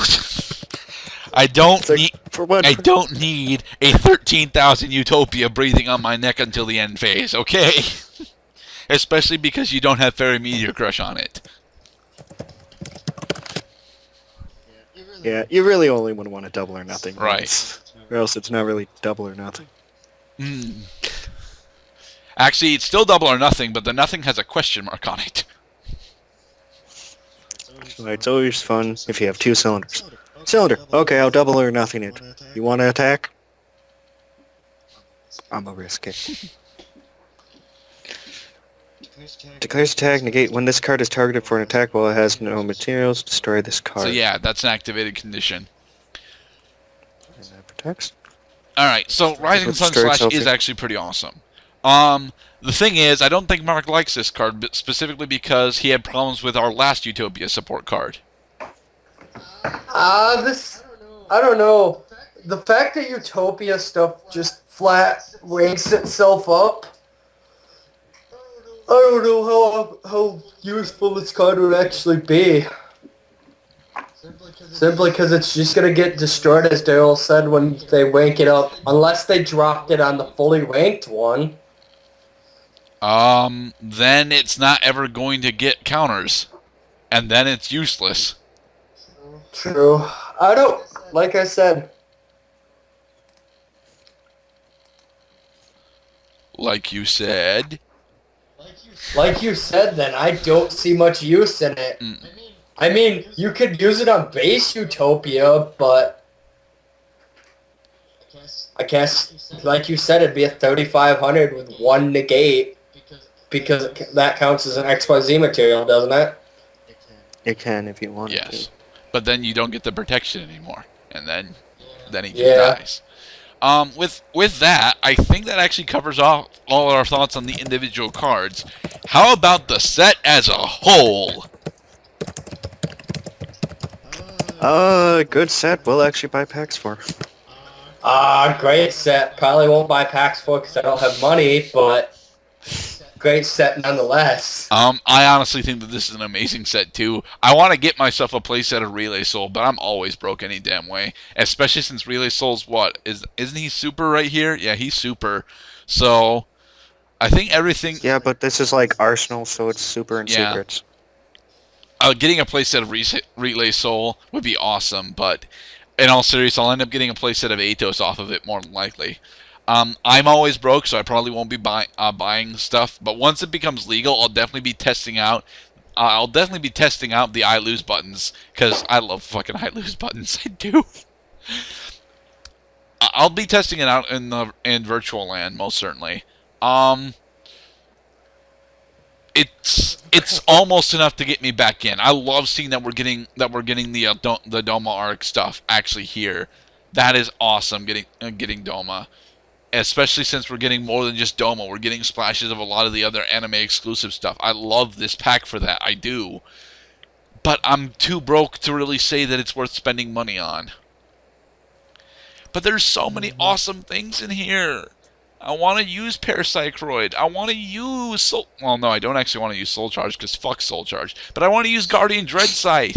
I want to use Relay Soul. I want to use Curry Bandit. It's so cute. I don't want to use Soul Charge either, but I'm going to because I'd be stupid not to. Exactly. This Car Bandit, I'm probably going to splash in Sylvans just because right now they got nothing. Right. Until normal. Once this becomes CCG legal, I expect to see a shit ton of local places that I don't actually go to start just having house rules. No Soul Charge, go away. But yeah, that's my opinion as a whole. I think we covered it. I think we covered your guys' general opinion. Would you guys like to see this style of pack again, where we, delve back into the anime stuff? Yeah, a lot of the anime stuff is really, really powerful and useful. See, I haven't watched too much of the anime. I watched GX back on the dub for a while. I know, but I had to chance it up. All in all, I think some of the anime cards are cool, the interesting effects to them, but if they're going to do more, I want my masked heroes. So you actually want us to revisit the manga stuff more? The manga stuff would actually be really cool. Like, the anime stuff is obviously going to be touched more because more people do that. But the manga exclusive stuff actually has a lot of cool stuff, like the Masked Heroes, the Vision Heroes, and Bastion. just various... My God, Bastion. It's just the way they took some of the stuff in the manga that they never touched on in the anime. There's so many variations of the cards that, although like some cards in this pack are ultimately not going to be used, add cool thematic themes if you want to truly capture a deck of the character. Right. Like if I want to play Masked Hero rather than E-Hero, or which I can't because Masked Heroes don't have anything. Right. All you get is Vapor, Acid, and Goka, right? And Dion? Dion, I don't think actually counts, because Dion is what? I think Dion's the Earth one, right? Yeah. It's... No, but that's another rant on the fact that all my base heroes into them are just not worth running most of the time. Indeed. How about you, Mark? Would you like to see more stuff from the manga come in? Yeah, like I said, manga stuff's really powerful. You said that about the anime stuff. Manga stuff's powerful too. This is true. The manga stuff actually introduces a lot of, alternate win conditions, but that's for another time. Anyway, we've been at this for 2 hours and 42 minutes so far. Jesus Christ. There's going to be some editing in here, but not all that much. At least I really hope not. Oh, God. This is why I didn't bring this up as a suggestion to record, because I didn't want to be obligated. No, you're not obligated to edit this. More behind the scenes shit from us, yeah. But anyway, guys, thank you for sitting through this with us. I'll be sure to post the Wikia link to the pack, and probably not the Wikia links to each of the individual cards, because that would just fill up the description box. But yeah, I'll make sure to post the Wikia link to the pack so you can go along with us. And I'll probably even do a thing where I do and shit. So unspecific. Yes. But this has been Gurdet14 and Yoko Saver. As well as Xander. For the Hype Train, featuring Dragons of Legend. And choo-choo. Be safe, guys. Choo-choo. Jesus Christ.